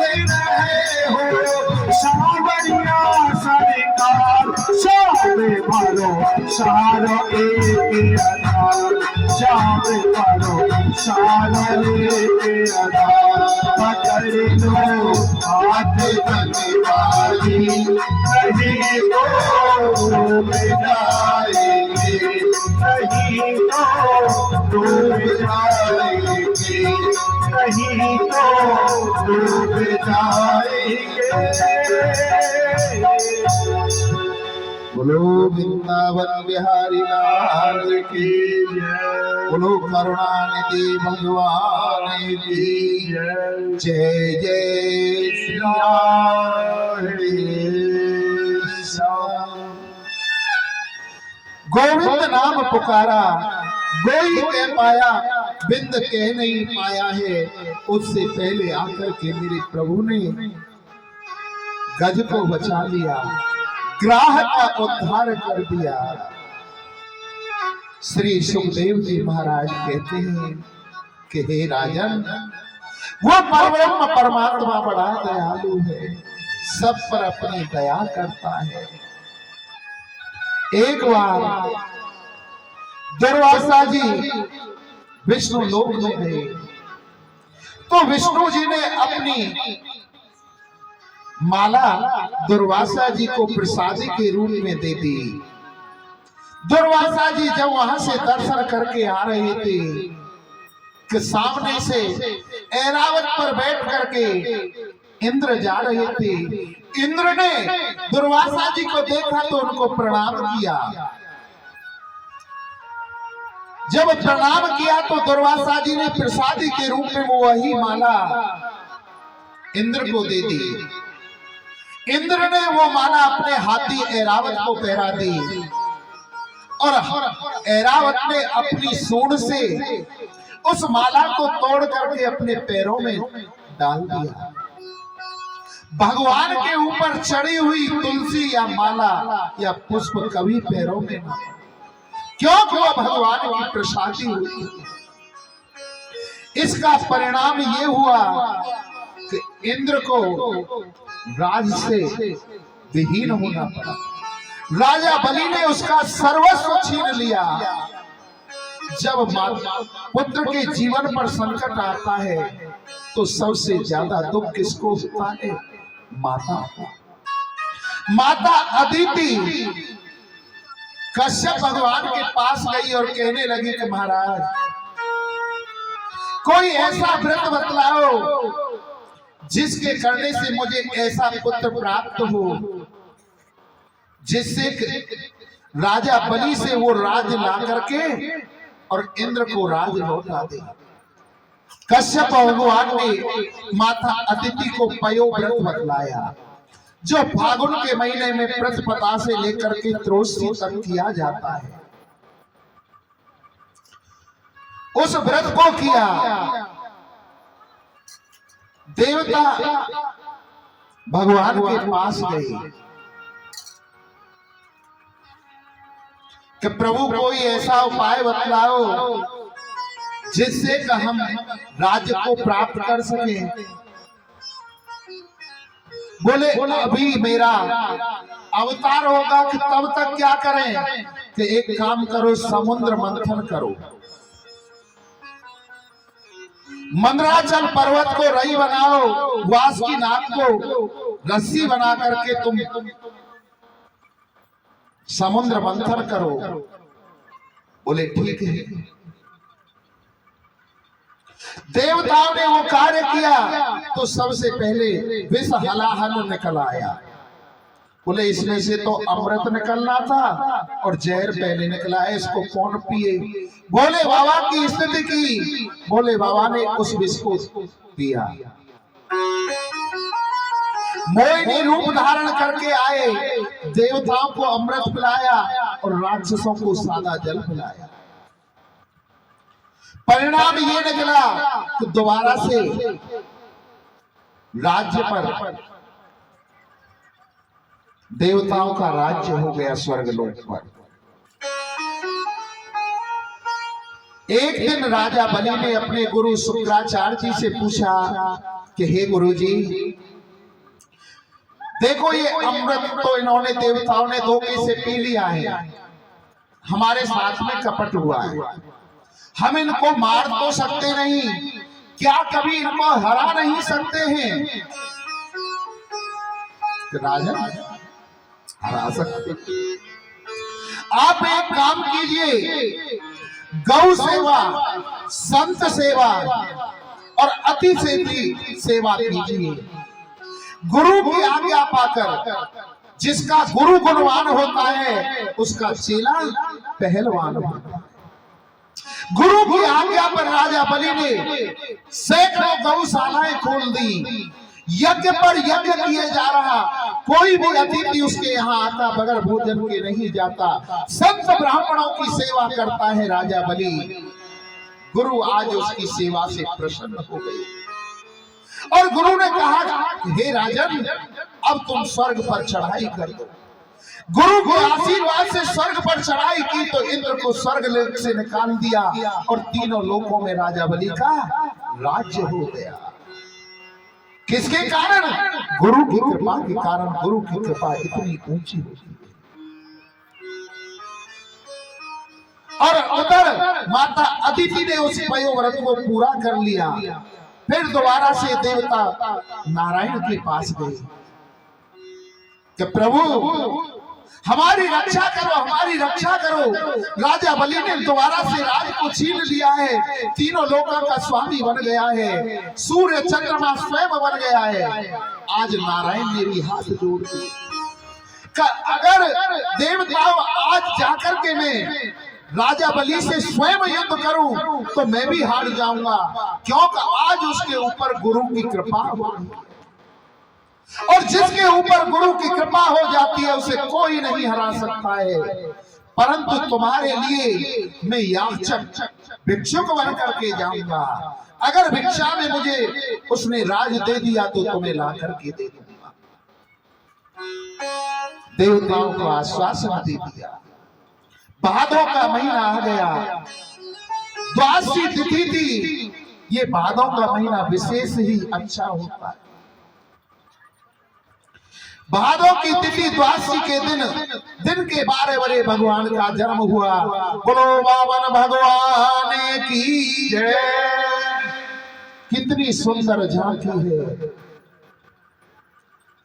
छोटे छोटे हैं, बटुआ सा मुंह है, लाल लाल होठ है। इस झांकी के दर्शन उमा देवी ने आकर के भिक्षा का पात्र दे दिया। ब्रह्मा जी ने आकर के उनके यज्ञोपवीत संस्कार कर दिया। छत्रपतियों ने आकर छत्रशालाएं दे दी। जब किसी बालक का यज्ञोपवीत होता है ना, तो उसे भिक्षा यापन के लिए जाना पड़ता है। पुराने जमाने का नियम था कि जब बालक 8 वर्ष का होता था तब उसका यज्ञोपवीत संस्कार होता था और उसे विद्या अध्ययन के लिए गुरुकुल भेजा जाता था और वो भिक्षा मांग कर लाते थे। उसी भिक्षा से गुरु का और शिष्य का पालन पोषण होता था। ब्रह्मा जी ने कहा कि हमने तुम्हारा यज्ञोपवीत संस्कार कराया है, जाओ भिक्षा मांग करके लाओ। और भिक्षा हमें ऐसी वैसी नहीं चाहिए, भिक्षा में हमें तीनों लोकों का राज्य चाहिए। बोले जो आज्ञा। आज गुरु की आज्ञा मान करके, बृहस्पति जी की आज्ञा पा करके वामन भगवान राजा बलि के द्वार के लिए चल देते हैं और राजा बलि यज्ञ पर यज्ञ करे जा रहे हैं। जब राजा बलि ने दूर से देखा वामन भगवान को, तो अपने गुरु से कहने लगे, गुरु जी देखो आज साक्षात सूर्य नारायण हमारे यज्ञ में पधार रहे हैं। बोले सूर्य नहीं तो चंद्रमा अवश्य ही है। अब तो राजा बलि और गुरु शुक्राचार्य दोनों उठ करके राजा बलि और शुक्राचार्य जी आ जाते हैं और गुरु के उससे वामन भगवान अपनी माला कर रहे थे। तेज पर तेरे द्वार खड़ा भगवान, भगत भर दे रे झोली। तेरे द्वार खड़ा भगवान, भगत भर दे रे झोली। भगत भर दे रे झोली। तेरा होगा बड़ा ऐसा कि युग युग तेरी रहेगी साथ। भगत भर दे रे झोली, भगत भर दे रे झोली।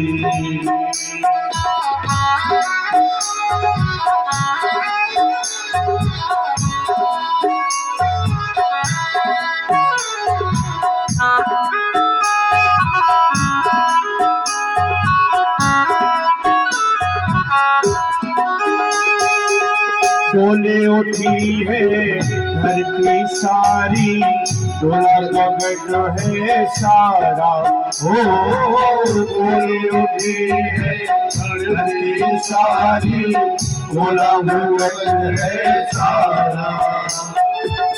निज मांगने आया तेरे घर,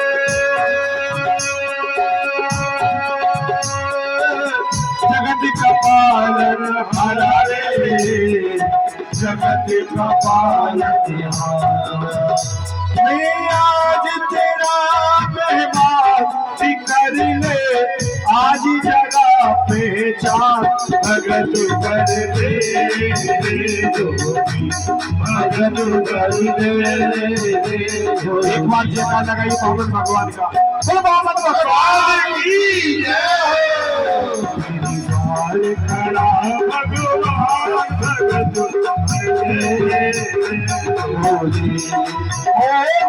होगा बड़ा ऐसा, युग युग तेरी रहेगी साथ। भगत भर दे जोगी, भगत भर दे जोगी।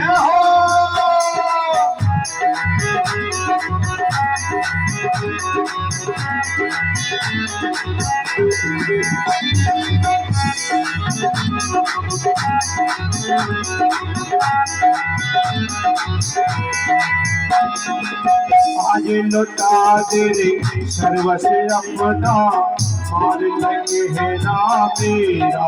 ओ आज लौटा दे हो मान ले आज लौटा दे रे सर्व से अपना, मान ले कहना मेरा हो। आज लौटा दे सरोवर से अपना, मान ले मेरा कहना। हाँ मिट जाएगा जन्म जन्म का, जन्म जन्म का फेरा रे, जन्म जन्म का फेरा। तू छोड़ सकली अभिमान कमर कर ले रे, तू अपना नाम भगत भर दे, भगत भर दे। और द्वार खड़ा भगवान भगत भगवान बन के कृष्ण मुरार पधारे, बलि राजा के द्वार। भगवान बन के कृष्ण मुरार पधारे, बलि राजा के द्वार। बलि राजा के द्वार पधारे, बलि राजा के द्वार।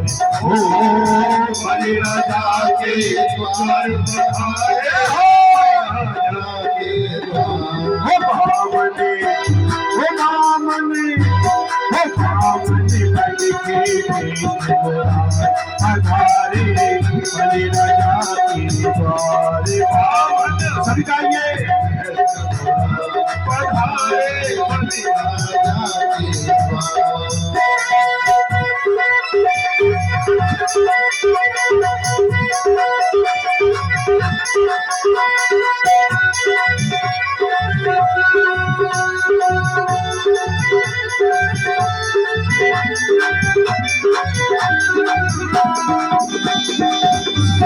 भगवान की जय हो।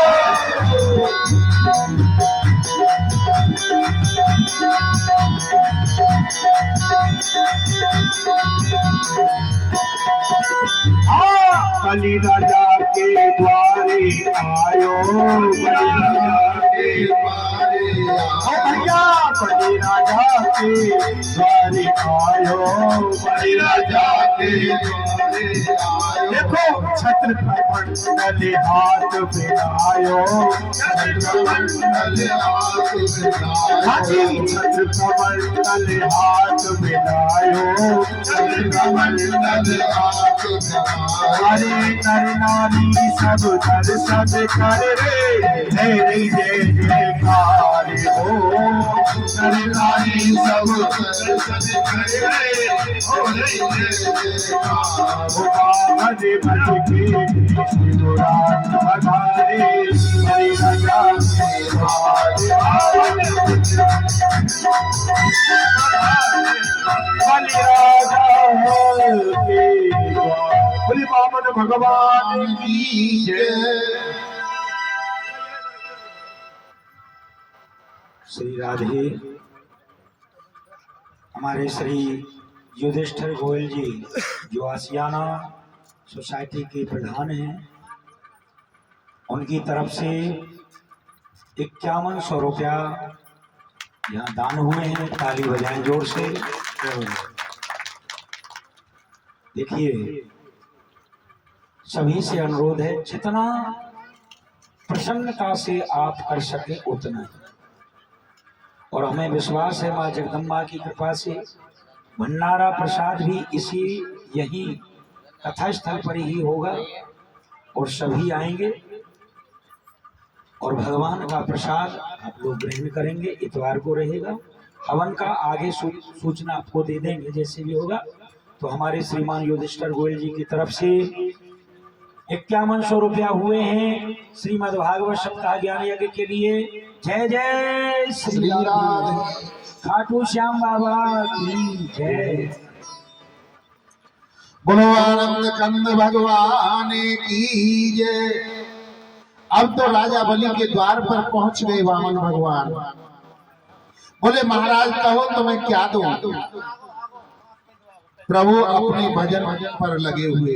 बोले देख रहे एक माला कर रहे हैं। बोले वाह रे भजनानंदी। अब तो और श्रद्धा बढ़ गई राजा बलि की। माला पूरी हुई बोले महाराज कहो तुम्हें क्या दूं, गऊ दे दूं। बोले हमें कुछ नहीं चाहिए। किसके लिए ले गऊ? बोले किसी ब्राह्मण कन्या के साथ तुम्हारा विवाह करा दें। अब तो भगवान कहने लगे कि राजन चलो बात यहाँ पक्की करते हैं, तुम ब्याह करा दो। ब्याह होगा, उसके पीछे हमारे 10 संतान भी होंगी। बोले हाँ महाराज जरूर होंगी, जितनी आप चाहोगे उतनी संतान होंगी। बोले उनमें से 2-4 संतान मर भी सकती है। कहा बिल्कुल। बोले फिर जब वो संतान मरेंगी तो उनकी रोने की व्यवस्था। बोले महाराज रोना तो तुम्हें ही पड़ेगा, क्योंकि संतान तुम्हारी पड़ेगी। बोले जिस कार्य से रोना पड़े तो ऐसा कार्य ही क्यों करें, हमें नहीं करनी शादी। बोले सब पानी में गई बात। तो बोलो क्या चाहिए? कि हमें कुछ नहीं चाहिए, कि कुछ न कुछ तो तुम्हें लेना होगा। आज तक मेरे द्वार से कोई ब्राह्मण बगैर लिए कुछ भी नहीं गया है। बोले हे राजन, अगर तुम देना ही चाहते हो तो केवल मुझे 3 पग भूमि दे दो। तस्मात् तत्तो महिमैषिधि प्रणो अहम दर्शवता भात पदानि तृण इंद्रियस्य मति पदा मम। 3 पग भूमि लूंगा, और वो भी 3 पग भूमि तुम्हारे से नहीं, अपने पैरों से लूंगा। अब तो राजा बलि कहने लगा कि हे वामन भगवान, मांगना भी नहीं आया।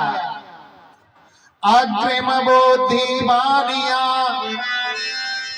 मध्यम बोधि जात तर्क बोधि तुर्कटा वामन चौदेवान। सबसे तीव्र बुद्धि बनिया की बतलाई गई है। अगर उसको मांगने को आना होता तो एक ही वचन में सब कुछ मांग लेता। मध्यम बुद्धि जाट की बतलाई, और तर्कदार बुद्धि गुंजर की बतलाई। और बामन तो ऐसे रह गए कि पंडित जी आज तुम्हारा निमंत्रण है खीर को, चाहे फसल झड़ जाए सूख जाए सबे छोड़ देंगे और खीरे खाने में लगे रहेंगे। मांगा भी तो तुमने क्या मांगा? 3 पग भूमि, और वो भी किसकी? अपनी जरा जरा से पैर है। क्या कर लोगे महाराज? बोले हमारी 3 पग भूमि दे। बोले महाराज नाप लो जहां से चाहिए तुम्हें। ऐसे नहीं, पहले संकल्प दीजिए। बोले संकल्प की क्या बात है? जब संकल्प की बात चली तो शुक्राचार्य जी ने ध्यान लगा करके देखा, ये तो साक्षात नारायण है, विष्णु है। बालक नहीं है, ये तो नारायण है। बलि से कहा कि बलि इसको तो ध्यान मत करना भूमि, ये तो नारायण है, इनको संकल्प मत करना, तेरा 3 पग में ही सब कुछ ले लेंगे। राजा बलि हाथ जोड़ करके कहने लगा कि गुरुजी सुबह से शाम हो गई, जैसे तैसे बनाया है। अगर ये नारायण होंगे तो जमाना कहेगा राजा बलि के यहाँ भगवान भिक्षुक बन के गए थे, और साधारण प्राणी हुए तो ये मेरा कुछ नहीं ले जा सकती। आप मुझे मत रोको, मैं संकल्प करूंगा। शुक्राचार्य जी ने इतनी बात सुनी तो जो उनका कमंडलू था उसके तंतु में जाकर के बैठ गए कि न इसमें से जल निकलेगा न संकल्प होगा। उनको रोकने के लिए जल निकालना चाहा तो तंतु में नली में कौन बैठे हुए? शुक्राचार्य जी। उनको दान को रोकने के लिए कभी किसी को दान करते हुए को रोकना नहीं चाहिए। परिणाम क्या हुआ? भगवान ने अपने आसन में से एक कुशा को निकाला और उस कमंडलू के तंतु में किया। शुक्राचार्य जी की 8 फूट गई। जो दान देते हुए को रोकता है वो शुक्राचार्य की तरह होता है, उसकी आंख फूटती है। कभी किसी को दान नहीं देने से रोकना चाहिए। जो जितना दे रहा है भैया खूब दे, हमने देखा है, अरे कोई बात ना, 10 रुपया हमने बता दिया, ऐसा नहीं करना चाहिए। उससे कहना चाहिए भैया जितना अधिक से अधिक तू दान कर सके कर, कभी दान देते को नहीं रोकना चाहिए। जब बलि के ऊपर गुरु कृपा हुई थी तो तीनों लोगों को उसने जीत लिया था। आज गुरु की आंख फूट गई, गुरु रुष्ट हो गया, तो आज उस राजा बलि से सर्वस्व चला जाएगा। गुरु की इतनी बड़ी कृपा होती है। शुक्राचार्य जी आंख को फोड़ाकर वहां से चले गए और राजा ने संकल्प कर दिया, ब्राह्मण रूपाय वानिया इदं त्रीण पदानि पृथ्वी अहम संपददे, कि मैं 3 पद भूमि देने का संकल्प करता हूं। जैसे ही संकल्प किया, वामन भगवान ने विराट रूप धारण कर लिया। बोलो विराट भगवान की जय। एक पग में स्वर्ग लोक को नाप लिया और दूसरे पग में मृत्यु लोक को नाप लिया। जब विराट रूप धारण किया, स्वर्ग लोक में उनका पैर गया, तो ब्रह्मा जी ने उसके पैर को धो करके अपने कमंडलू के अंदर भर लिया। वही चरणों तक गंगा है, गंगा को अपने कमंडलू में भर लिया। राजा बलि से विराट भगवान कहने लगे कि हे राजन, तुमने 3 पग भूमि देने का संकल्प किया था, अभी तो मेरे 2 पग हुए हैं। एक पग में मैंने स्वर्ग लोक को नाप लिया, दूसरे पग में पृथ्वी लोक को नाप लिया, अब तीसरा पग कहां धरूं? तुम्हें नरक में जाना पड़ेगा। राजा बलि हाथ जोड़ करके खड़ा हो गया कि प्रभु, नरक में जाऊं इसकी मुझे कोई चिंता नहीं है, परंतु एक बात बता दो, धन बड़ा होता है कि धन का स्वामी? प्रभु कहने लगे कि धन का स्वामी बड़ा होता है। तो राजा बलि कहने लगा कि हे प्रभु, अभी आपने मेरे धन को नापा है, धन का मालिक तो मैं बचा हुआ हूं, आप अपना तीसरा पैर मेरे सिर के ऊपर। इतनी बात सुनी, भगवान के नेत्रों से अश्रु बहने लगे कि हे राजन, मैं तुझे छलने आया था, परंतु तूने मुझे ही छल लिया, मुझे ही छल लिया। तू मांग, तुझे क्या चाहिए? जो तू मांगेगा मैं तुझे दूंगा। प्रभु ने अपना तीसरा पैर राजा बलि के सिर पर रख दिया। राजा बलि ने कहा कि हे प्रभु, देना ही चाहते हो तो मुझे इतना आशीर्वाद दे दो कि जब भी मैं अपने घर से निकलूं तो आपके दर्शन कर लिया करूं इसी स्वरूप में। बोले कि हे राजन, मैं तुम्हें पाताल लोक का राजा बनाता हूं और जब भी तुम निकलोगे इसी रूप में मैं तुम्हें दर्शन देता रहूंगा।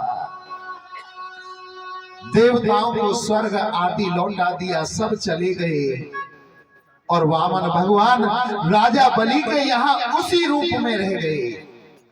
जब लक्ष्मी जी के पास विष्णु भगवान नहीं पहुंचे तो उन्होंने पूछा कि हमारे स्वामी कहाँ हैं? बोले वो तो राजा बलि के यहाँ पर द्वारपाल हैं। बोले कैसे मिलेंगे? कि आप राजा बलि के यहाँ पर राखी बांधने के लिए जाइए और जब राजा बलि तुमसे कुछ मांगने को कहे राखी बांधने के बाद में, तो उनसे उनको मांग लेना अपने स्वामी को। लक्ष्मी जी ने भेष बदला और राजा बलि के यहाँ पहुंच गई कि भैया हमारे कोई भाई नहीं, हम किसको राखी बांधे, हमारा कोई भाई बन जाए। राजा बलि ने कह दिया, बहन तुम हमारे राखी बांधो। लक्ष्मी जी ने राजा बलि को राखी बांधी। तभी से ये मंत्र चलाए जिसमें ब्राह्मण कलावा बांधते हैं, बोलते हैं ना, ये नवद्दो बलि राजा दानवेंद्रो महाबला तेहन पकवद नामी रक्षे माचल माचल। रक्षा सूत्र बांध दिया। लक्ष्मी जी से कहा, बहन बता तुझे क्या दूं? बोले भैया अगर देना ही चाहते हो तो तुम्हारा जो द्वार पर द्वारपाल खड़ा है ना वामन रूप में, उसको हमें दे दो। बोले वो क्यों चाहिए? कि भैया वो हमारे स्वामी हैं। तो राजा बलि कहने लगे वारी बहना, हमारा तो बहनोई भी चलिया और बहन भी चलिया निकली, एक हमारे पास में वही था, उसे भी तू मांग ले जा। राजा बलि ने आज उनको भी दे दिया। आज की कथा को यही विश्राम देते हैं। कल के प्रसंग के अंदर पहले राम जन्म की कथाएं आएंगी, राम कथा आएगी, और संध्या कालीन इस समय मेरे गोविंद का जन्मोत्सव मनाया जाएगा। कृष्ण जन्म है, और कृष्ण जन्म कोई ऐसा साधारण जन्म नहीं है, वो तो जगत के पिता हैं। और हमें इतना सौभाग्य प्राप्त हुआ है कि इस कथा के माध्यम से हम उनका जन्म उत्सव मनाएंगे। तो उसके लिए सभी माखन मिश्री टॉफी सभी लेकर के आए। अब एक बढ़िया सा भैया भजन ले लो, थोड़ी सा भोरी को रंग सौ भी ले लियो, जामे मैयान को थोड़ा मन कर रहा हो वो हाजरी लगा लेंगे, फिर आरती और प्रसाद लेकर के जाएंगे।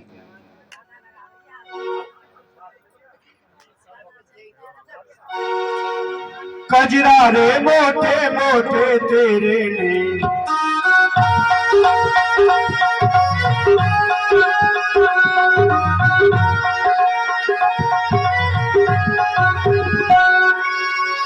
पाके बिहारी, कजरा रे मोटे मोटे तेरे ने। अरे हो जाओ भैया, इनकी आरती होगी है। अब थोड़े से ठाकुर जी के साथ पैर भी खुल जाएंगे, पैर भी खुल जाएंगे। आपको सर्दी लग रही है, वो सर्दी भी भाग जाएगी है। तो थोड़ा थोड़ा पटक लीजिए ठाकुर जी को रिझाने के लिए, संसार को दिखाने के लिए नहीं, ठाकुर जी को रिझाने के लिए। कजरा रे मोटे मोटे तेरे नजर ना लग जाए, नजर ना लग जाए, होए होए होए नजर ना लग जाए।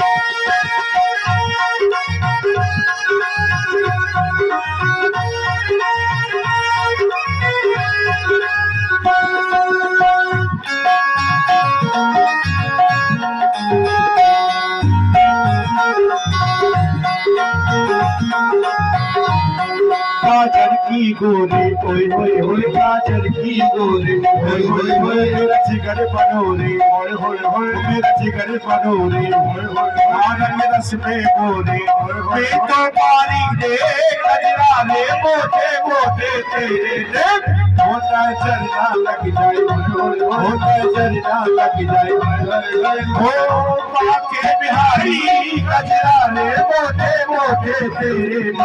होता जरना लग जाए, होए होए होए जरना लग जाए, होए होए होए जरना लग जाए।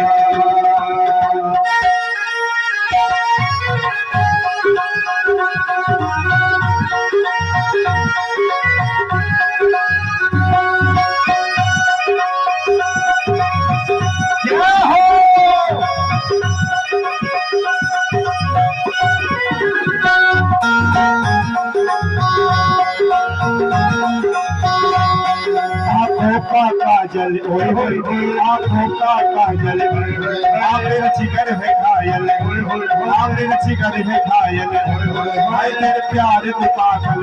खरीदारी रे कजरा रे मोटे मोटे तेरे रे, जरना लग जाए, जरना लग जाए, आके बिहारी कजरा रे मोटे मोटे तेरे रे। जरना लग जाए, जरना लग जाए।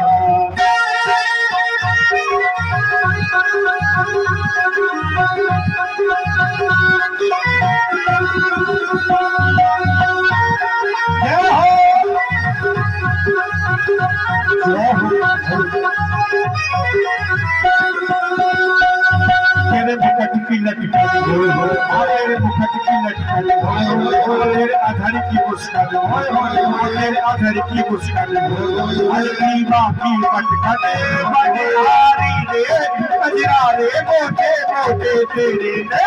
होता जरना लग जाए, जरना लग जाए, आके बिहारी कजरा रे मोटे मोटे गोटे तेरे हो नजर ना लग जाए होय होय होय नजर ना लग जाए होय होय होय नजर ना लग जाए श्री राधे।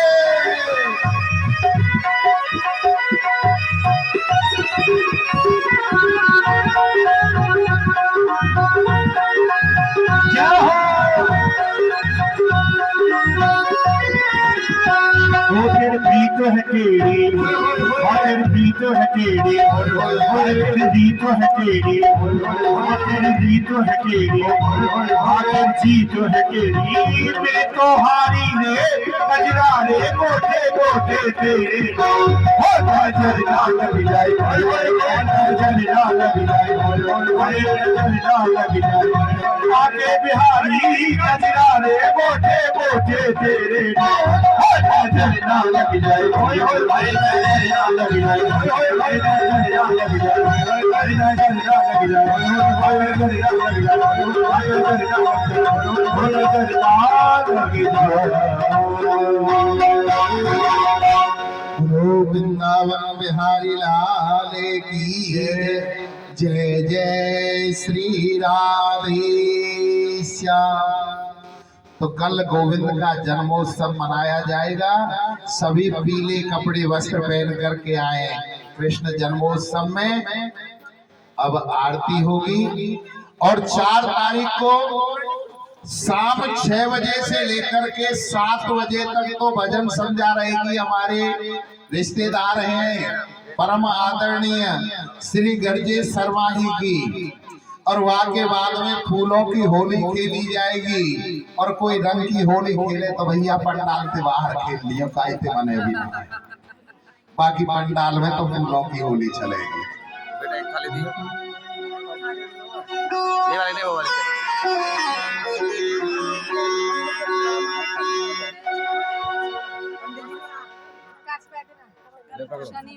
ठीक है भाई सुन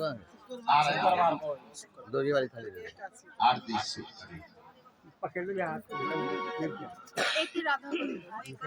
ये वाली दो ये वाली वो एक थाली और दे दे। ओम चंद्रमा मनसो जात चक्षुः सूर्यो अजायत श्रोता वायुष्य प्राणस्य मुखादमिरजायत। श्री भागवत भगवान की है आरती पापियों के पाप को है तारती। भागवत भगवान की है आरती पापियों को पाप से तारती। श्री भागवत भगवान की है आरती पापियों के पाप को है तारती। श्री भागवत भगवान की है आरती पापियों को पाप से तारती। ये अमर ग्रंथ ये मोक्ति पंथ ये पंचम वेद निराला रब ज्योति जगाने वाला। ये अमर ग्रंथ ये मोक्ति पंथ ये पंचम वेद निराला ज्योति जगाने